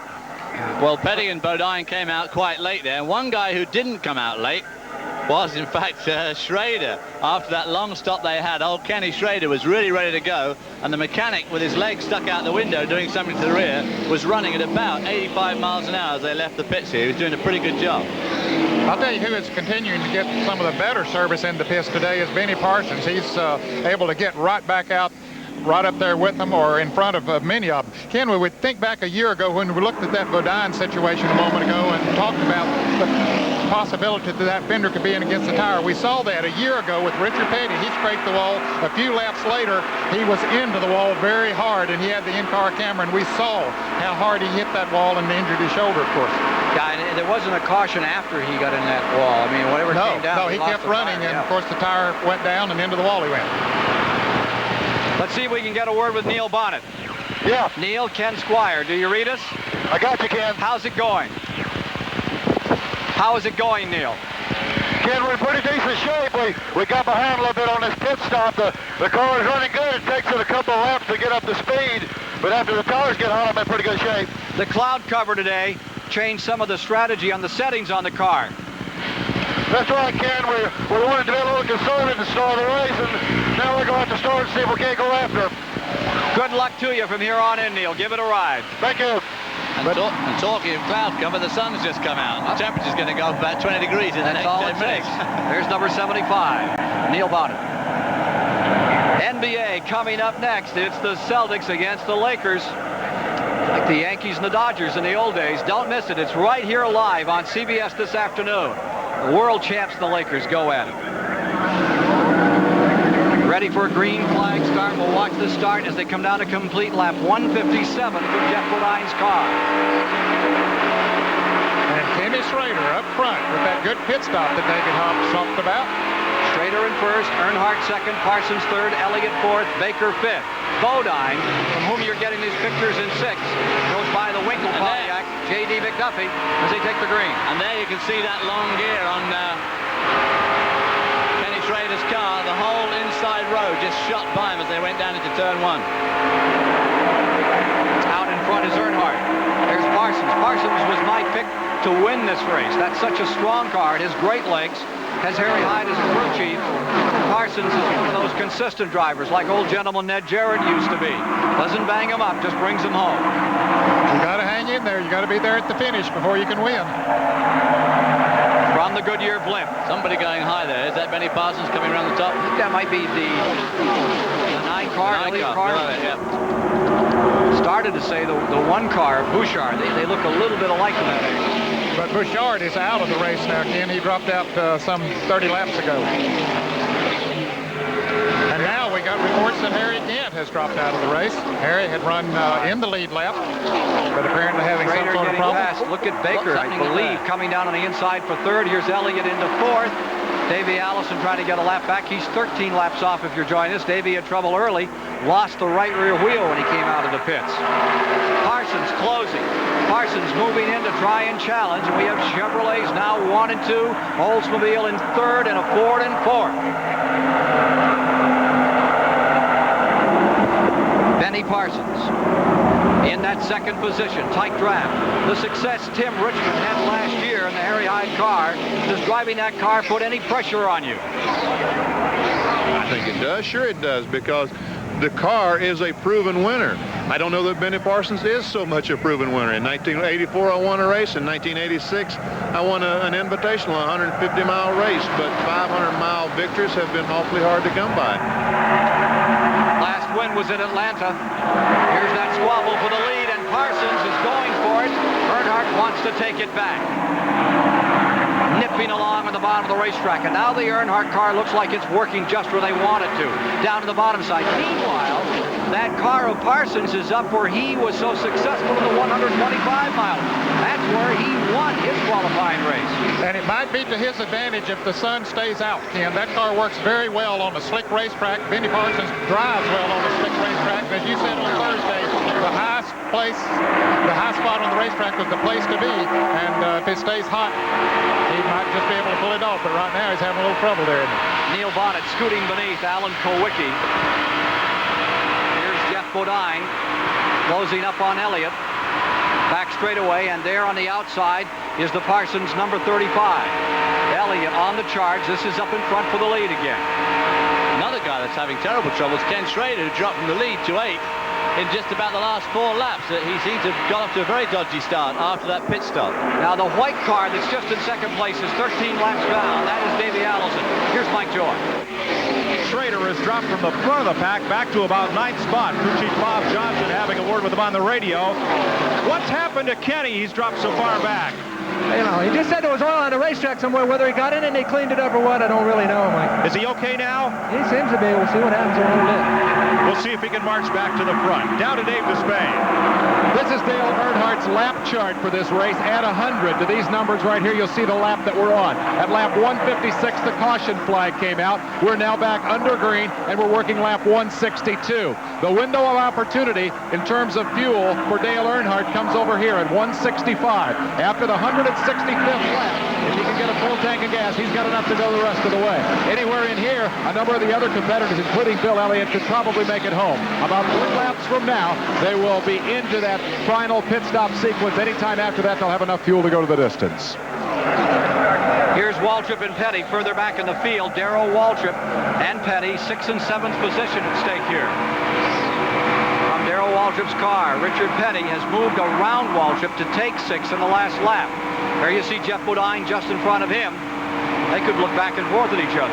Yes, they can. In fact, that's a very tight pack of cars. You can see the leaders out in front of them, not that far out in front of them. And Petty making a move around Jeff Bodine, so he's got it on the move again. A guy who must be incredibly disappointed now is Davey Allison, who's pulling out an incredible lead. But unfortunately, of course, after that awful pit stop early on, he's 13 laps down. But boy, what a show he's putting on now. And only wishes he's on the same lap as the leaders. There we see him now. And you look at the gap between him and his pursuers, but unfortunately, 12 or 13 laps back. A look at standings with 162 laps complete.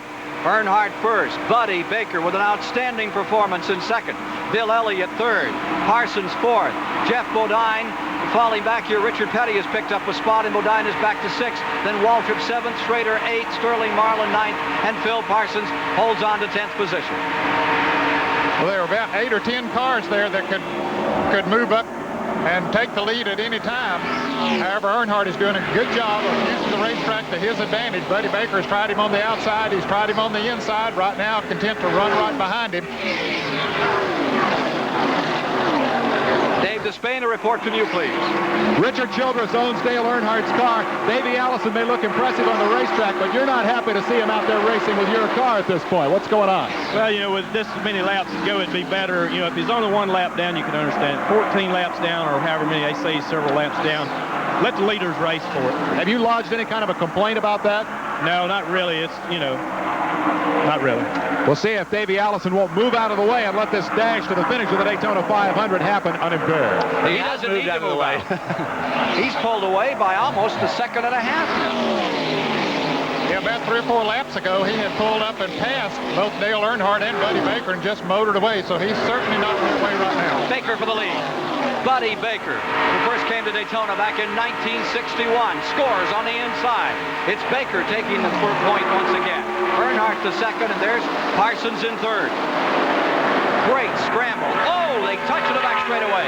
That's Parsons down on the inside, going up underneath Earnhardt for turn 3 at 200 miles an hour, just tapping on each other's fenders. Some would say that Benny Parsons gave Dale Earnhardt a little bit of his own medicine, because everybody in the country who's a race fan knows that Dale Earnhardt will get in there and mix up with you. And Earnhardt comes right back up on the back of Benny Parsons. Now Elliott scoots in there. In fact, Earnhardt gave him the nudge as they came off turn 4 then, I'm sure. That's exactly what he did. As soon as he straightened up out the corner, he just gave him a love tap at 200 miles an hour. On the outside, perched high on the track, number 43, Petty. Luck has not been in his corner in the last several Daytona 500. Of course, he won here in 79. He won here on CBS in 81. And it has not gone well for him. Right now, he's driving a magnificent race, and the car staying under him, looking very strong. A year ago, had that bad crash in turn 2, and you witnessed it from inside of his car. Well, Ken, we're in the last 100 miles now. It's show and tell time, and they're trying to show, and some are trying to tell others, but hey, there's nobody that's giving an inch out there right now, and it seems like during that last pit stop, they were able to get dialed in pretty well, everybody. Pleasure now presents another race summary, brought to you by the King of Beers. 167 laps complete. There have been 11 leaders, 23 lead changes in the race, and they're averaging 172 miles an hour, about 5 miles per hour down. That's the Budweiser race summary after 160 laps at the 29th running of the Daytona 500.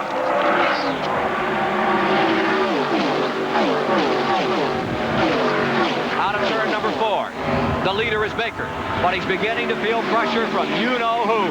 Dale Elliott of Dawsonville, Georgia, is on the chart, closing in. That Oldsmobile's margin of 10 or 15 car positions is now halved as Elliott's going for it. We'll have more from Daytona in a moment.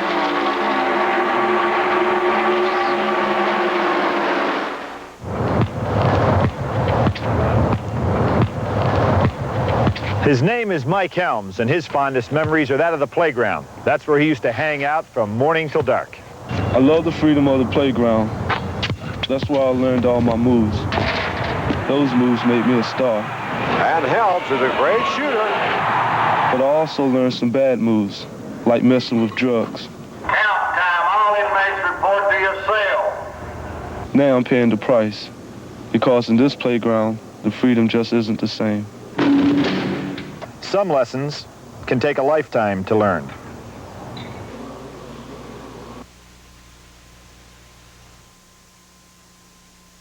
This is CBS. We know what kills your muffler. It's rust. Moisture inside your muffler can rust it from the inside out. The revolutionary Walker Advantage muffler with Absorbite fights the deadly effects of internal moisture. Look at these test results. An ordinary muffler, the Walker Advantage with Absorbite. You don't need this. Take the Advantage. It puts rust at a disadvantage. Warranted at parts and service outlets where you see this sign. Having a tough day at the office? We can't offer you a softer job, but we can offer a softer meal. The new soft taco from Taco Bell. Real cheddar cheese and crisp lettuce and a warm, soft tortilla. And for those of you who work extra hard, now you can get 2 soft tacos and a medium Pepsi for just $1.79. At a price like that, there's really no need to fight over the check. Skate away with a hot deal.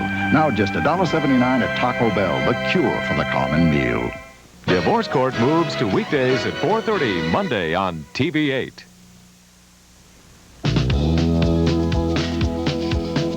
The Daytona 500 is sponsored by Unical 76, who invite you to go with the spirit of 76. Big Sinex. With Sinex, you feel better in 1 second. Plus, it keeps you breathing for hours. And by the Champion Spark Plug Company. At Daytona Beach, Florida, with 170 laps complete and 30 to go, here were the standings. Buddy Baker was in first, Bill Elliott second, Earnhardt third, Parsons fourth, Richard Petty in fifth. The second group had Bodine in sixth, Waltrip seventh, Allison in eighth. Back to racing here as they come out of turn 4, sideways. Number 3, the yellow and blue car, Earnhardt, and up on the outside, here's Baker. As they continue that scramble, we have 7 cars running for the lead. Bill Elliott in car number 9 is in front. And this battle for second has Earnhardt and Parsons in there, jockeying for position. I mentioned that it's show and tell time. I believe Bill Elliott's about to show him. And of course, the one person that this scenario is not going to work out well for is Ken Schrader, because they're obviously going to have to make a fuel stop with just a few laps to go, and he's going to be absolutely dead with that long ratio. But just look at the way old Bill's pulling away. Replay 1985. That's what Elliott is doing. Waited his time out, and now he's on the go. There you see second place, the yellow and blue car, the Chevrolet of Earnhardt, then the Oldsmobile number 88. The other Baker's right there in third. The other Ford that's putting on an incredible display is Davey Allison, who's lapping at around about 199 compared to this man's average of about 196. Elliott doing what he needs to do to win this race and nothing more. Here's Waltrip and Petty once again as we see car number 43 now in 6th and 17 in 7th. Darrell Waltrip. Waltrip, who came in here saying he had to win this race. Brand new team with Waddell Wilson combining his talents with those of Waltrip. Never won here. Trying to get out from under the language that crash back in '83 coming out of turn 4 had bothered him here. As the battle continues up in front, let's go to Chris Economack. What you're looking at is the scoring clock. It changes its number every second. The wives and girlfriends of the contestants come to the scoring stand and score the race. This is how the race is kept track of. They each have a card with 200 squares on it. And each time their car comes across the line, they write the number the clock shows. That does 2 things. It credits the car with a lap and times it to the nearest second. And every 10 laps, they hold that card up in the air. It has the number on the back. And the man to score jots it down. And that's how the Daytona 500 is kept track of. Okay, from the scoring stand down pit road to Mike Joy. Harry Hyde, crew chief for Benny Parsons, been checking his lap chart. They'll have to stop, as will everyone, before this race will end. Harry, how's Benny doing up in that high groove, that young kid's groove he used to win on Thursday? Well, our car developed a little push, and I don't know, maybe it's because the sun come out. We're trying the high side. Right now, we seem to be getting along real good on tires that are half worn out, and on new tires we're not doing quite as good as some of the rest of them. So with 10 or so laps to go, will you pull them in and just gas and go? Oh, I think so. Nobody will dare take on tires this late. They'll just put in gas and go another 10 laps. Well, these guys won't gamble, and if they come in first and don't, it's kind of monkey see, monkey do as everybody tries to get down that pit lane first. Here's Dave Despain. This race seems to have evolved into a Bill Elliott lead with a drafting pack behind him trying to catch up. The draft has changed significantly at Daytona. Here's how it worked a few years ago. Onrushing air comes over the car and is pushed up, leaving a vacuum, a pocket back here.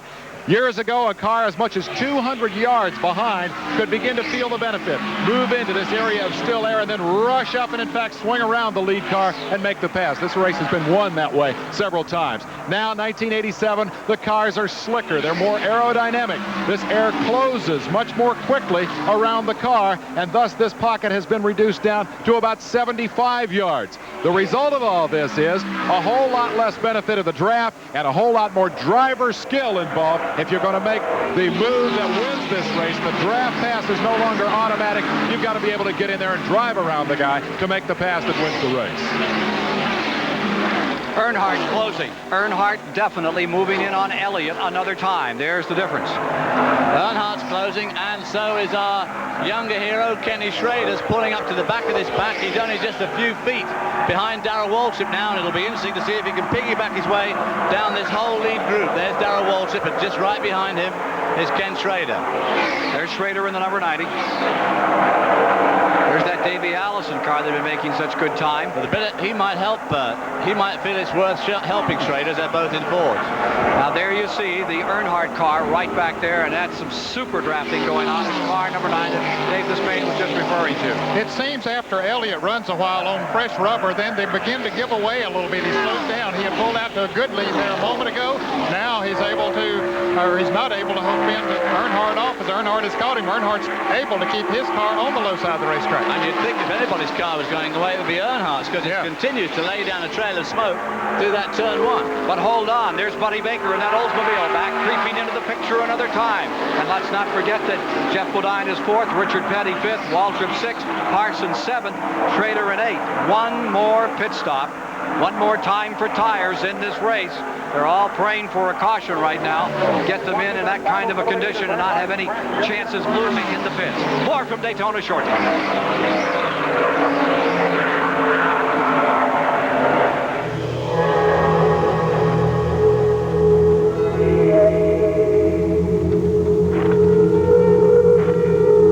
When the temperature drops below 30, remember the spark plug that's tested to start below 0. Champion, we go to ridiculous extremes to test the reliability of our spark plugs. This is the car, the number 9 Ford Thunderbird, Bill Elliott's race car. This is Bill Elliott's motor oil, Unocal 76. It's won every Grand National race he's won. It's the same oil you can buy for your car at 76 stations. And this is Bill Elliott. Ready, boys? Go with the spirit. Try Bill's motor oil. Spirit of 76. Eric, smile. Eric, smile. Eric waved to Daddy. Phooey. Since they got that little RCA camcorder, I get no peace. It's so easy. He takes it everywhere. Dad. Oh well, I guess someday I'll look back at this and laugh. Finally, a VHS camcorder so small, so simple, it doesn't miss a thing. RCA's new Small Wonder VHS. It just might be the world's easiest from RCA. You see, today is tomorrow in Japan, so when you come for car tomorrow, it will be today. Life takes a time. Remember, Rome wasn't built in a day. Take it to Midas. At Midas, we can replace mufflers, brake shocks, or struts on most foreign cars, and we won't take all day to do it. Time is money. Take it to Midas. If I'd wanted it tomorrow, old chap, I wouldn't be here today. Take it to someone you trust. The cops want to make him a snitch. You get somebody else to be your bait. A killer wants a front-page story. Here's where I draw the line. I don't believe that. Tough Choices, hard copy, tonight.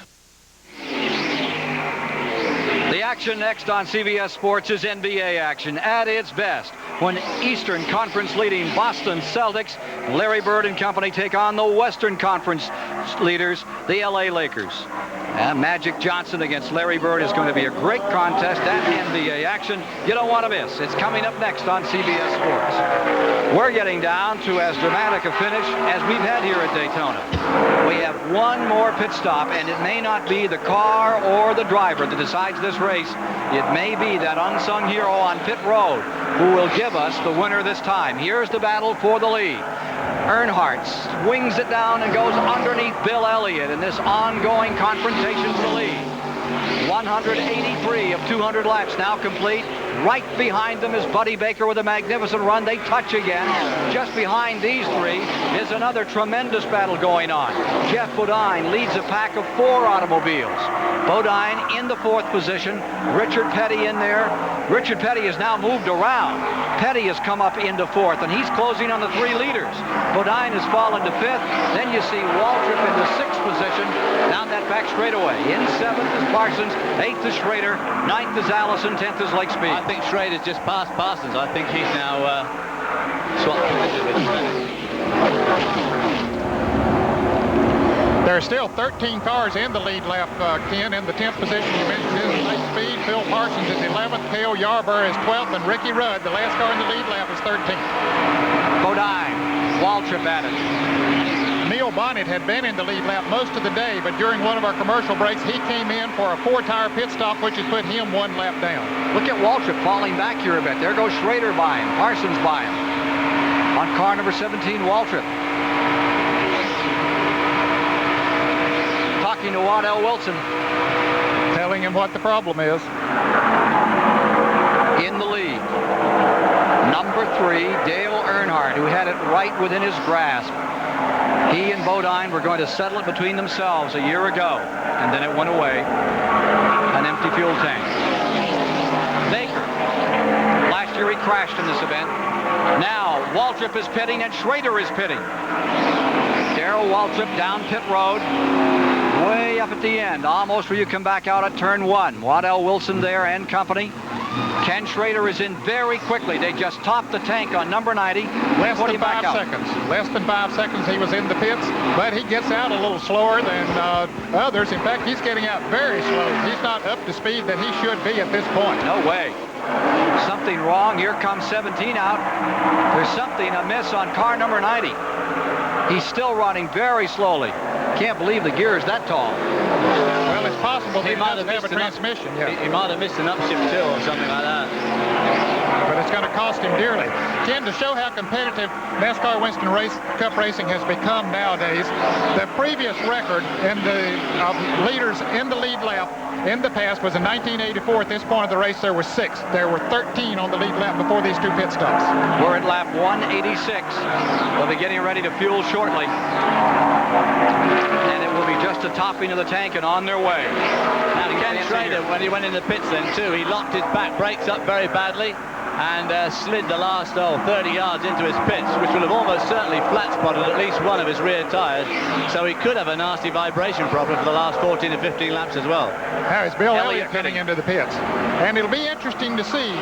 Jeff Bodine's crew in particular have gotten better gas mileage over the years. He might be able to, he might gamble and try to stretch it the rest of the way. Bill Elliott knows he can't. Bobby Allison knows he can't. They're both in. Mike Joy. Elliott getting that gulp of gas. Kenny Schrader locked in the strategy for everybody. Took more than about 6 seconds, and I don't think he got a full can of fuel. From this point, he probably doesn't need it, though. Elliott is back out. Let's see who among the leaders in Mike or Dave Despain. I think we want to know from Gary Nelson if they think they can stretch it. They've always been the mileage experts in this event. I think Ned's point is well taken. Here's Earnhardt leading. Baker in second. And remember, Petty to third. Earnhardt ran out of gas here last year while Bodine did go on and win the race. And everybody thought he might be coming in. Yep. 188 laps are now complete. Dale Earnhardt, 2-time Winston Cup champion. Getting down to those final moments. Phil Parsons pitting. Lake Speed is on pit road, topping their tanks. 13 cars in the lead. There's Phil. What were the colors of his brother, Benny? Benny's running up in the top 5 at the present time. Remember that Elliott has pitted Lake Speed. On pit road and back out again. He's had a good day, just up into the top 10. Earnhardt again out of turn 4. But evidently he over-revved the engine or something. I believe he just blew up as he was heading out of the pits. Oh, that's too bad.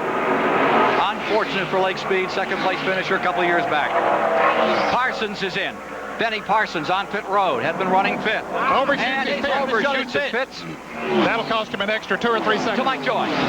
Nice try, but Benny Parsons, about 400 feet from here, had the brakes locked. He had to get off the brake to straighten the car, and when he did so, couldn't stop in time for his pit. He only overshot it by 1, and that's within NASCAR rules. They ran down, gassed him. He's gone. As they are situated. Earnhardt first, Baker second, Petty third, Bodine fourth, Parsons fifth, Ricky Rudd sixth, Cale Yarborough. Now, let's see if indeed car number 3 is going to come in. Yes. And Baker's going to come in. They've pitted in tandem before in this race. Now you have a battle between those two. Richard Petty takes the lead. Could he win an 8th Daytona 500? Unprecedented. Here's Dave Despain.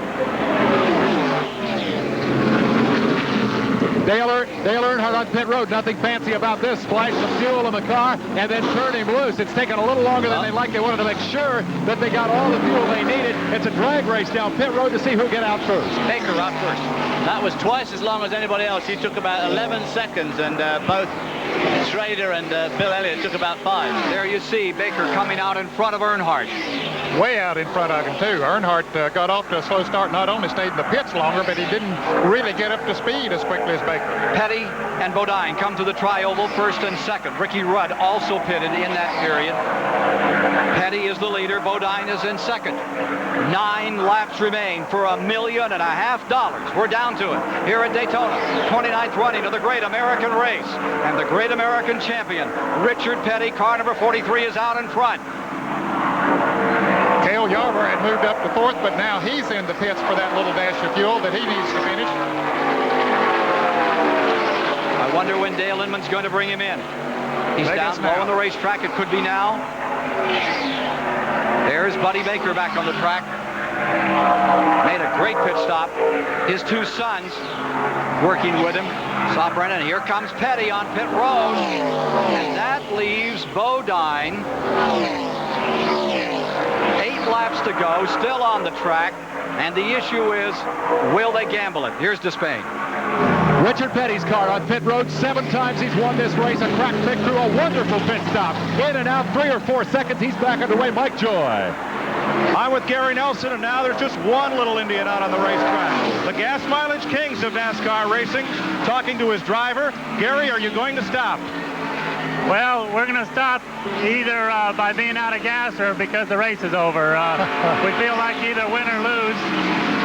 Our calculations show we're going to run out on the last lap, and that's a close enough gamble for me. We're going to give it a try. Dale Earnhardt tried that 1 year ago. He came up 3 laps short on gas, and these guys beat him. Reverse strategy this year. So Jeff Bodine is in front. Can he stay there? Will he run out of gas? We'll know in about 6.5 laps at the finish of the Daytona 500.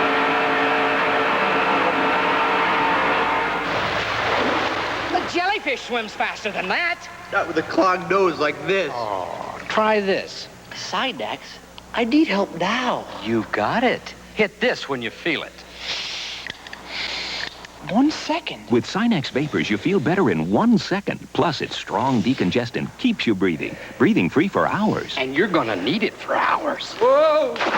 Sinex, regular or long-lasting. Feeling better is a second away. From Vicks, of course. Raise your hand.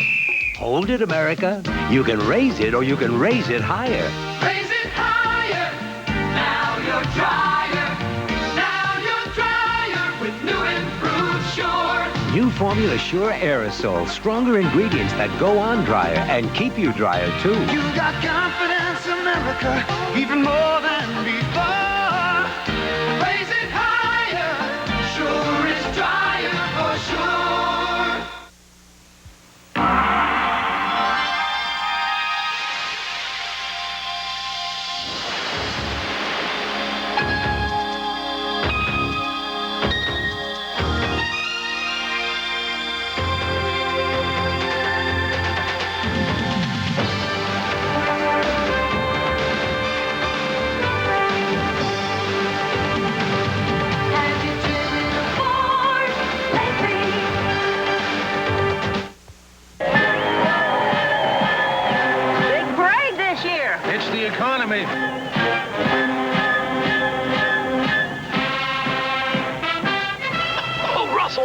Russell, what kind of motor oil are you using? Motor oil is motor oil. Motor oil definitely is not motor oil. A 4-cylinder engine works harder and needs the extra protection of specially formulated Valvoline 4-guard. Not much of a parade this year. That's the economy. Oh, Russell. 4 laps to go. The word was that Bodine was about to pit. 4 laps to go. He stays out, trying to stretch this car. He is in the first position. He has about 23 seconds and a near empty tank on second place man. There are the standings. Bill Elliott in second, Benny Parsons in third, Richard Petty in fourth, Buddy Baker in fifth. Dale Earnhardt dropped all the way to 6th on that pit stop, Ken. He didn't get out of the pits very good, so it's dropped him. He was leading the race when he came into the pits. Running on empty. Bodine won this race a year ago, trying to duplicate it.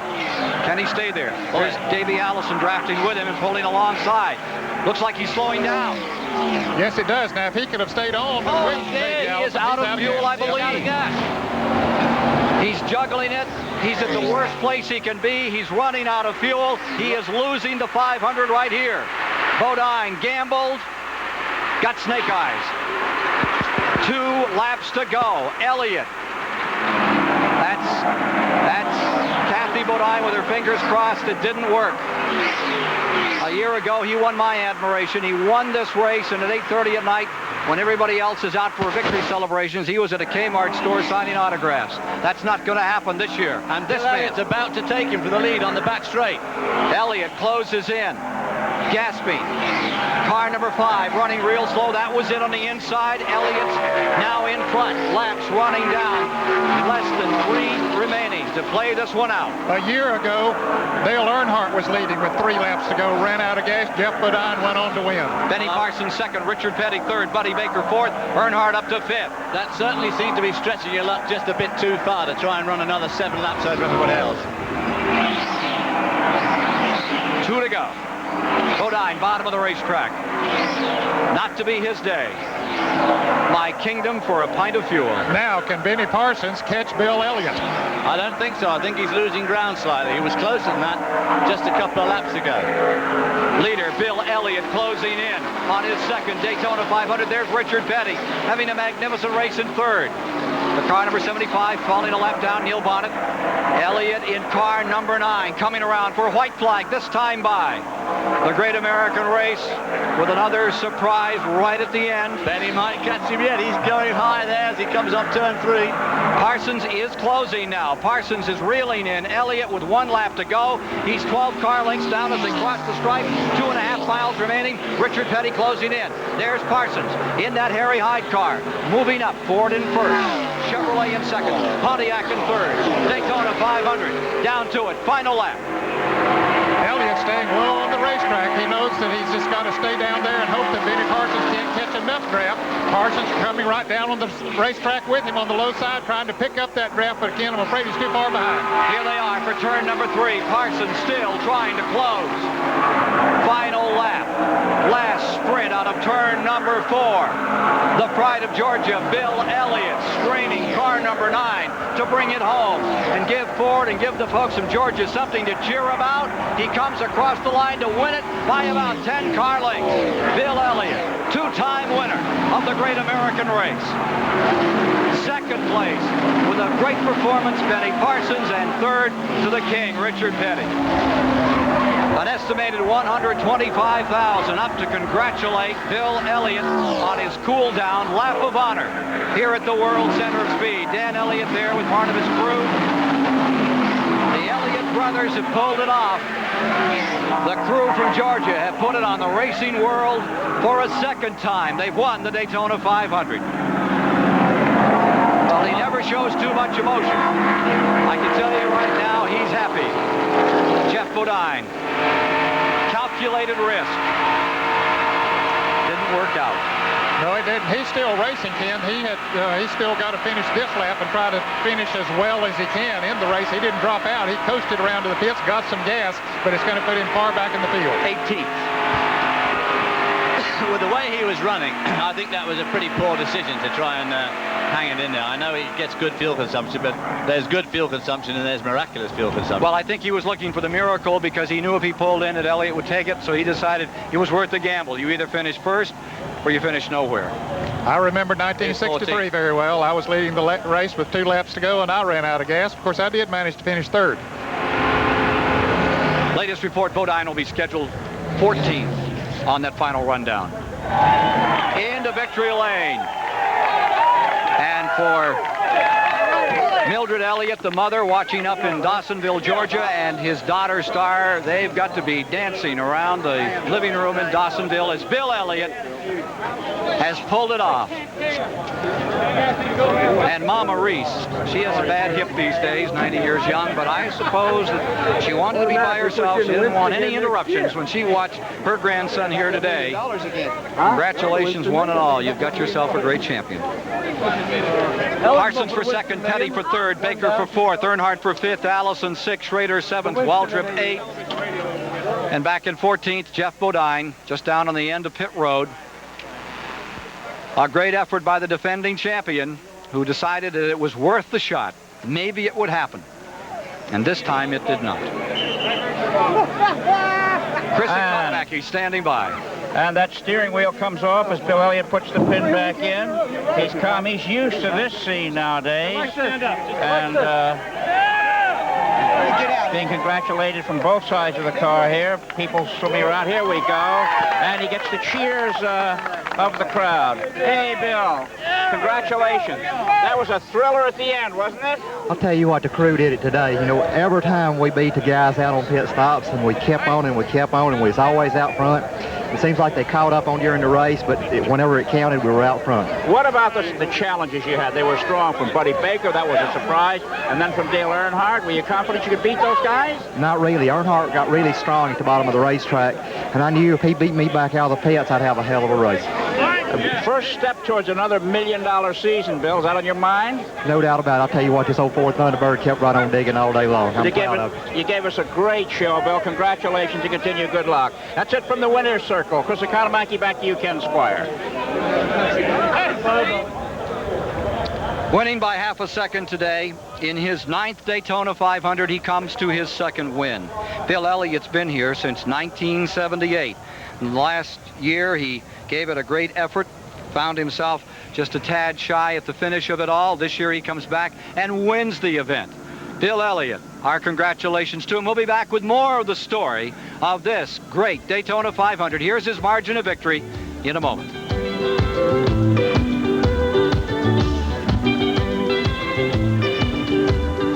Kodacolor VRG film that captures the color of power.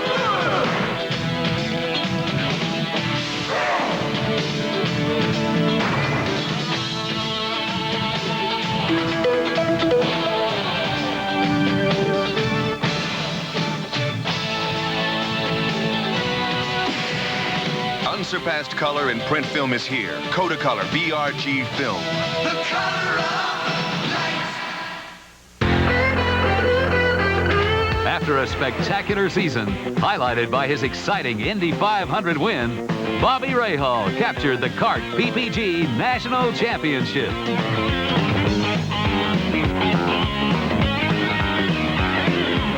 Budweiser and Bobby Rahal are the year's winningest team in Indy car racing. Racing fans, this Bud's for you. A simple country boy has simple needs. A house, a car, and the most advanced high-performance tires on the road. Take me where this heart began. Love to ride the same good land that my daddy loved. The Goodyear Eagle VR was developed out of a Formula One racing tire design, and that's important, even if you're just going next door. Goodyear, take me home. Why do 32 million Americans protect their engines with Quaker State motor oil? Because they're car-caring people who want only the best for their engines. Here, Quaker State quality stands up to the constant pounding, heat, and friction that breaks down motor oil. You can see Quaker State quality, the pure protection that comes from our state-of-the-art formula that can't be beat. Quaker State people, reaching for the best.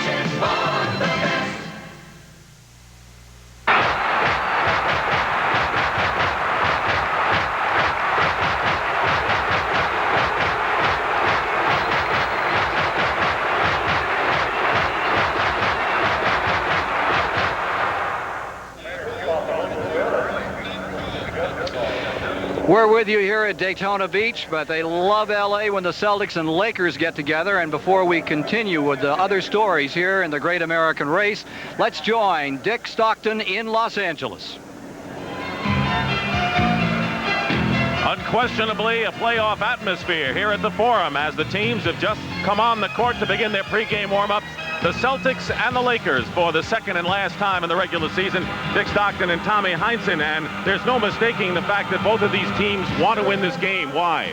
There's a battle of fear today, Dick. The Lakers went to Boston, and they gained the psychological advantage by beating Boston in Boston. The Celtics hoping to return that favor here today.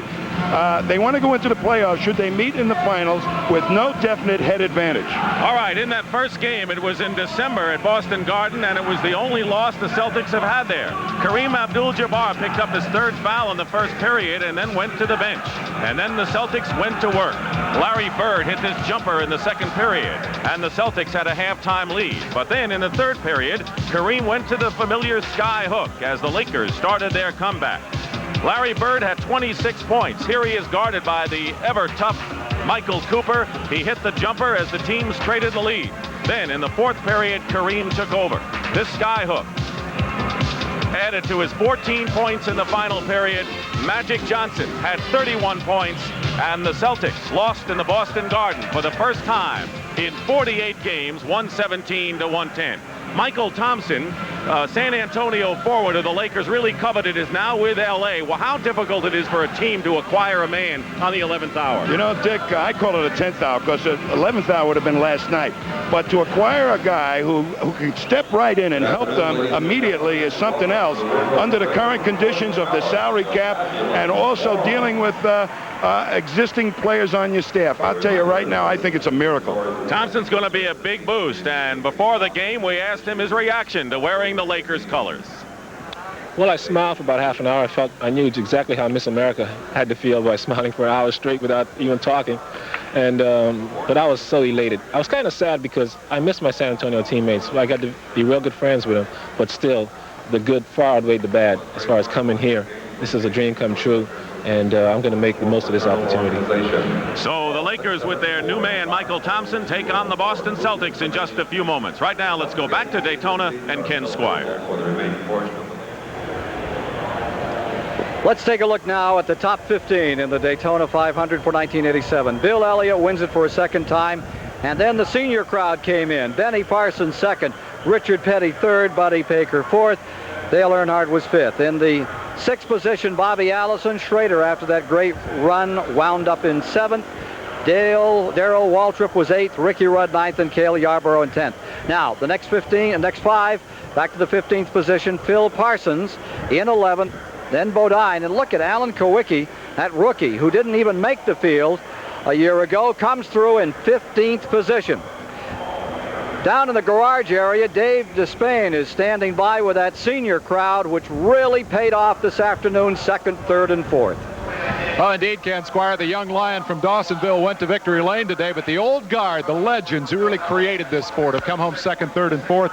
Benny Parsons, somebody said that on Thursday, a car won your race, not a driver in that qualifying race. I would think today that perhaps you proved that you're still capable of driving one of these things. Well, I did hear that, Dave, but yeah, I took it for what it was worth Thursday, and I think that Thursday, I did a good job in the car. Today, if I hadn't slid down pit road trying to make a pit stop, it would have been a little bit better. But Bill was tough today, but so were these other guys. Could anybody have beaten Elliott? It came down to a little fuel mileage war at the end, but did anybody have the stuff to beat Bill? I think that we could run with him. I really do, but the last tire change that we made, we picked up on a horrendous push. In other words, the car just would not turn in the corners, and we adjusted on the fuel-only stop, but we could not adjust enough to make it so we could catch Bill. Good run today. Benny Parsons, the runner-up. King Richard Petty's won this thing 7 times, and looked for a while you were going to get another one here today. Well, we never really got that far up. We was just, third or fourth, fifth place car. And we ran as fast as the leaders. We just never did get caught up with them. And then right there at last, we had a real good pit stop, and that put us ahead of Buddy and some of them had been outrunning us. Let me get a quick comment from Buddy Baker, the 4th place finisher. Buddy, did you have a shot at winning this thing down at the end? I think I did. Earnhardt and I were running first and second. The only thing I didn't do, I should have stopped when Bill did. That would have given me, same run as they had at the end there. I think maybe Elliott and Benny could run just a bit quicker than Earnhardt could lead me. And, I really felt like I was going to win today. Everything, I got one bad set of tires, and then we got another set that was just great. And I got back up to the front, and I said, well, that's my day when things start going like that. But it wasn't to be, but I was real proud of the car, and I hope that Crisco and all the people were happy with the way we run today. Great run, Buddy Baker. Let's go to Mike Joy. The man taking a drink out of this gallon jug, it's water. If it were gas, he might be in victory lane instead of with us in the garage area. Jeff Bodine, a bold gamble, but that's probably all we needed to make it around. A couple laps, 2.5 laps, but it was our plan right from that last pit stop of ours to try to make it. Not to try to outrun anybody, because it was pretty wild up there. It got pretty exciting. A lot of racing going on. And Bill and Benny, Earnhardt, all those cars were running pretty good. Baker. So our plan was just to try to outlast everybody, and we came up a couple laps short. Is it particularly ironic that you're just where Earnhardt was last year, winning almost everything and running out of gas with 3 laps to go? It could be. I don't know. It's been an awful good week here for me, and we took a gamble. If you never take a chance in life, it's pretty dull and boring, right? We took a chance and we lost, but I'm happy. Maybe next year. Back upstairs to Ken Squire. Hi, kids. Tom Sneva finished up in 16th. It was Morgan Shepherd 17th, Rodney Combs in 18th, Ken Reagan 19th today, and more from Daytona in a moment.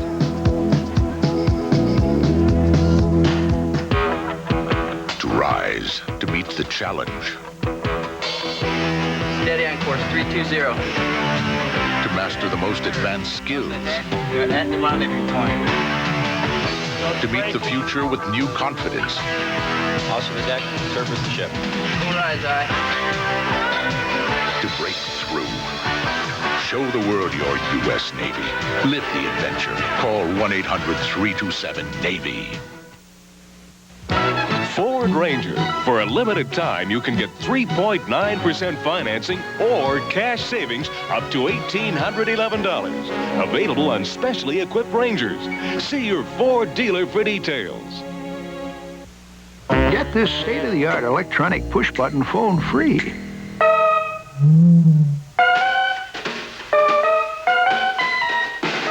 When you buy 10 rolls or more of Owens Corning pink fiberglass insulation. Kellogg's Corn Flakes is America's cereal, pure and simple.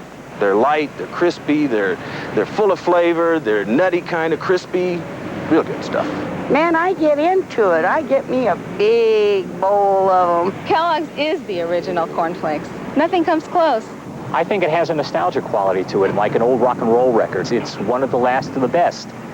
What else can you say about it? Corn Flakes from Kellogg's. It's what cereal is all about. Peanuts! Get your fresh roasted peanuts! Peanuts! Mom, let's go! Harry, wait for your sister! We might miss them! Remember getting Planters nuts fresh from the roaster? Oh, the ones with Mr. Peanut! Just one whiff, and you couldn't resist them. Told ya. Well, today there's a snack that's just as irresistible. Planters Honey Roasted Nuts. They're sweet enough to please and just salty enough to tease. Planters Honey Roasted Nuts. Mr. Peanut does it again. The Daytona 500 has been sponsored by Budweiser. The genuine article, Beechwood aged for that clean, crisp taste. This Bud's for you. The Goodyear Tire and Rubber Company. No matter how far you go, Goodyear takes you home. And by Ford and your Ford dealer. Have you driven a Ford lately? So, Bill Elliott wins another 500, but winning the 500 for the second straight time doesn't give him reason to relax. For the publicity, riches, and endorsements he will get will only fuel the jealousy and appetites of the other contestants on the circuit. The youth was here. The surge was great, but it fell short as a parade of old pros won. Jeff Bodine, why did he do what he did? Well, he knew he wouldn't win if he stopped for gas, reminding me of a driver I congratulated once on finishing second. And he said, Chris, second place is losing. We would like to express our thanks to everybody here at NASCAR, the Daytona International Speedway, and everyone who helped make this a great day for CBS and sports fans around the country. Thank you.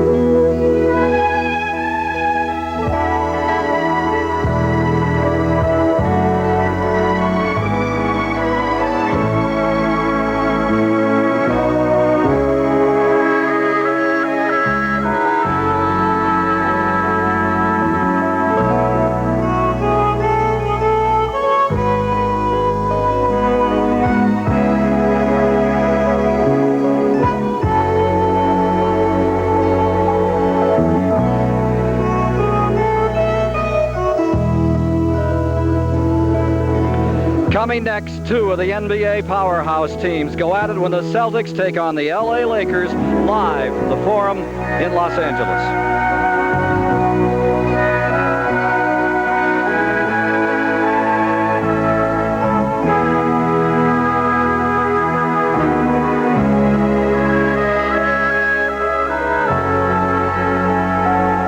The Daytona 500 has been a presentation of CBS Sports.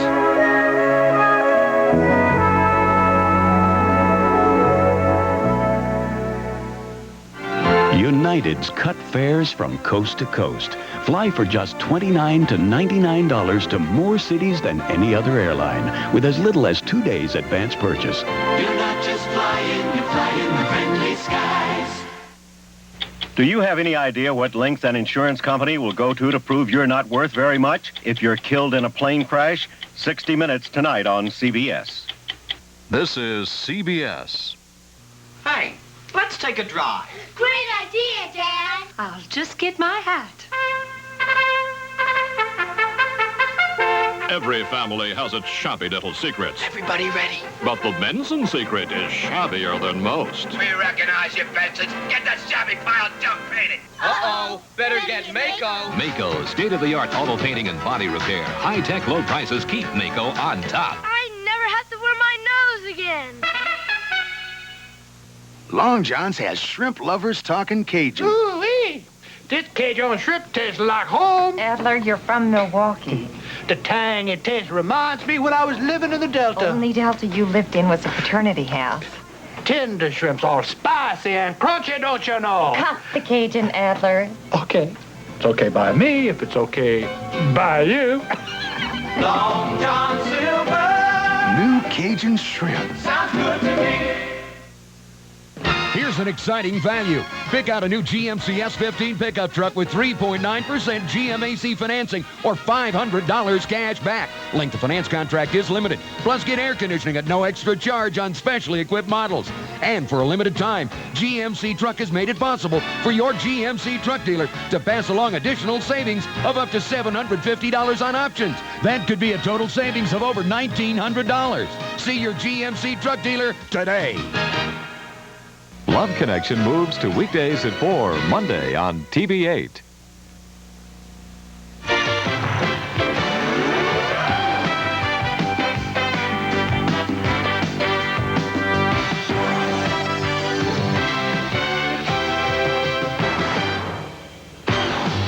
When two champions confront each other over a period of time, sports history is often written. When two formidable heavyweights match up, their names become linked forever. These classic rivalries set the standard. And in this decade, only two champions can measure themselves a cut above the rest, a class by themselves.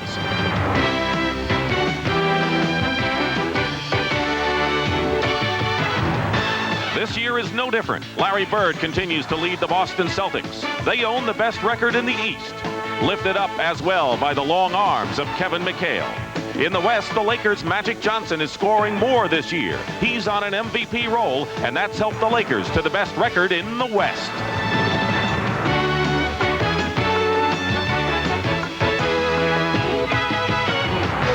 Other than a December loss to the Lakers, the Celtics are unbeaten in Boston Garden. Today, the rematch is in L.A. They won't meet again unless another title is at stake.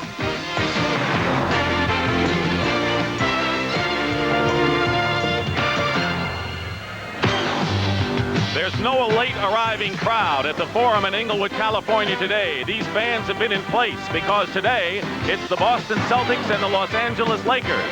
And that's all you need to say. The best records in the NBA, identical.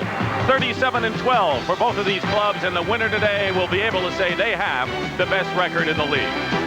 Good afternoon again, everyone. I am Dick Stockton, and this game is a special game indeed. As you know, the Lakers and Celtics meet only twice a year. Earlier this year, the Lakers snapped the Celtics' 48-game winning streak in Boston Garden. They want to prove that was no fluke.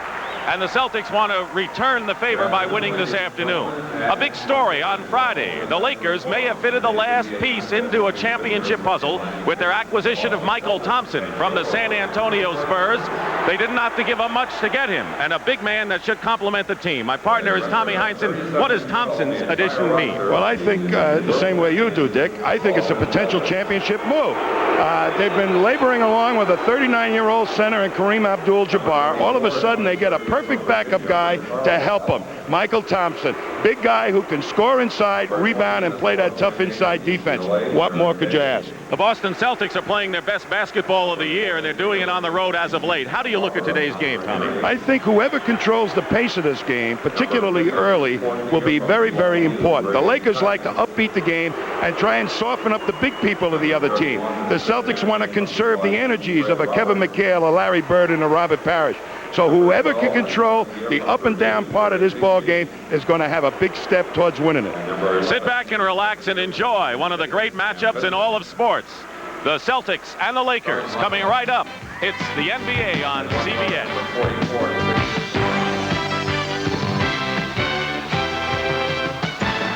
Today's game from the Forum in Inglewood, California is brought to you by Miller Genuine Draft, cold filtered for real draft smoothness. It's beer at its best. Ford and your Ford dealer. Have you driven a Ford lately? And by Visa, accepted worldwide for shopping, dining, and travel. Visa, it's everywhere you want to be.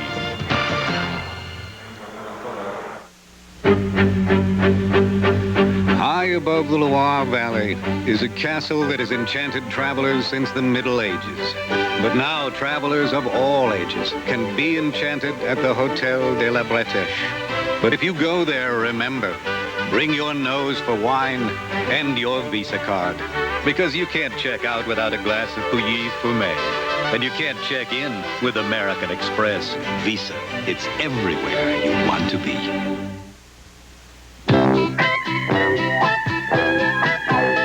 Wendy's presents hot and juicy hamburgers. If you've ever had a dry, chewy hamburger, you're gonna love Wendy's hot and juicy hamburgers. Wendy's new big classic, soft Kaiser roll, juicy meat, juicy toppings, and lots of napkins. Ford Ranger. For a limited time, you can get 3.9% financing or cash savings up to $1,811. Available on specially equipped Rangers. See your Ford dealer for details. Your face takes enough without your disposable hurting it more. Now Gillette introduces Good News Plus. Its Lubri-Smooth strip is designed to reduce irritation, so shaving feels so good. New Good News Plus. Long-distance phone calls usually sound something like this. No more, because now there's the fiber optic sound quality of U.S. Sprint that uses the same clean, clear digital technology as the compact disc. And we're building the first and only 100% fiber optic network clear across America. So call U.S. Sprint.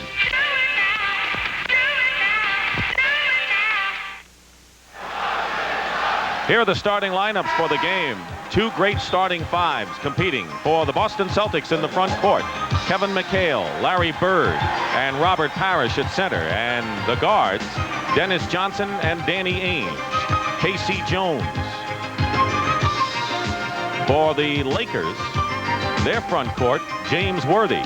A.C. Green in his second year, having a fine year, in the 39-year-old Kareem Abdul-Jabbar. Byron Scott and Irvin Magic Johnson in the backcourt for head coach Pat Riley. And the officials working today, Jess Kersey and Paul Mahalik.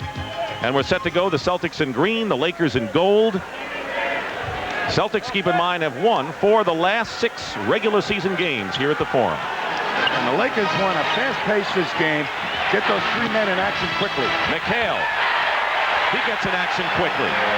He is now the Celtics' leading scorer. He's surpassed Larry Bird, and it's 2-0 Boston. Dennis Johnson is on Byron Scott. Ainge starts out on Magic Johnson. The two centers hooked up. Block shot by Parrish. Kareem, the #1 low post option in the set offense for the Lakers. Now, Magic Johnson is guarding Dennis Johnson, so the Lakers are defending the guards differently than the Celtics. AC Green is on Bird now. He gets the turnover. Scott. That's the Lakers in action, Dick. Get that ball up. No delay. Go all the way. 2-2. Less than a minute gone by. Green is on McHale. Magic doubles, leaving Dennis Johnson wide open. McHale there, and he converts with those long arms, and it's 4-2. Everybody doubles Kevin McHale. Byron Scott, who's a three-point threat. The Lakers are the best three-point shooting club because of Cooper and Byron Scott. Interesting right now. Magic Johnson against Danny Ainge in a low post. AC Green is open. He's having a big year. He's emerged in the second season, the rookie last year out of Oregon State.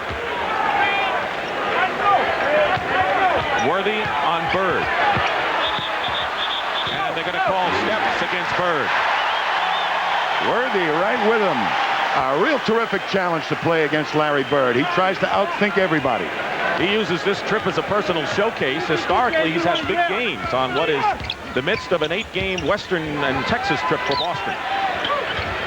Green with the fake. Bird didn't go for it. Byron Scott misses. Parrish gets the rebound. Boston will try and slow it down. If the fast break is there, they'll take it. Ainge. One of the best three-point shooters in the game. Danny Ainge gives the Celtics a three-point lead. In his best season, I'll tell you, he's shooting that three-pointer like it's a layup with that kind of confidence.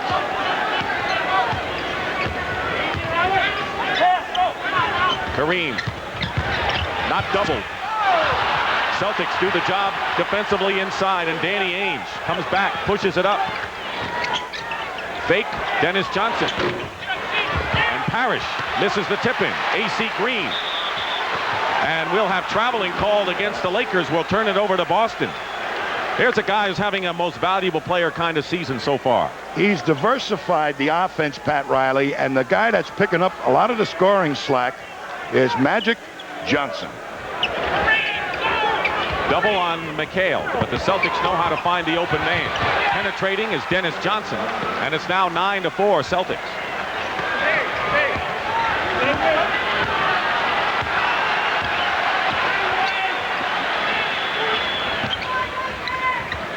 Magic outside hits. Magic Johnson went from 18 to a 24-point average from last season to this. I'll tell you, he is hitting that outside shot. You don't want to double off of him. Nearly 3 minutes gone by, opening period. Bird backs in and scores over Worthy. They're playing Bird one-on-one. That means Worthy's got to get the job done. Magic comes right back and hits another one. A two-point shot for Magic Johnson. Both teams shooting well in the early going. Casey Jones wants more than one pass before the shot is taken to break the rhythm of the fast break of the Lakers. Worthy coming out all the way to guard Bird. Kareem helped the turnover to Byron Scott. Danny Ainge fouled him. It's a one-shot foul. Casey Jones, I'll tell you, has done an outstanding job coaching around some difficult problems this year, integrating a bench. They made some trades, and he's got the Darren Days, the great Kites, making some real contributions this year. Foul was on Dennis Johnson. His first, the Celtics by 3. And no basket. And another Celtic foul, this one on Ainge. So the Celtic guards each have picked up one. The toughest challenge for the Celtics will be to get 3 men back quickly to blunt the fastest 3-man attack in the NBA. The Lakers use it so effectively. Magic is trying to post up Ainge, moves away and hits his third shot in a row. He is 3 for 3, 6 points for Magic Johnson. And now slowing it up is Dennis Johnson. They don't want to get into a fast-paced game, as Tom pointed out. They want to play waltz time. Dennis Johnson penetrating and is fouled inside, and he was hit hard. What a challenge to Danny Ainge. Magic Johnson much bigger than he is, and they're not going to double, I don't think, Magic Johnson because he's such a great passer. So it's all going to be Danny Ainge trying to stop Magic, and he's got a lot of moves down there.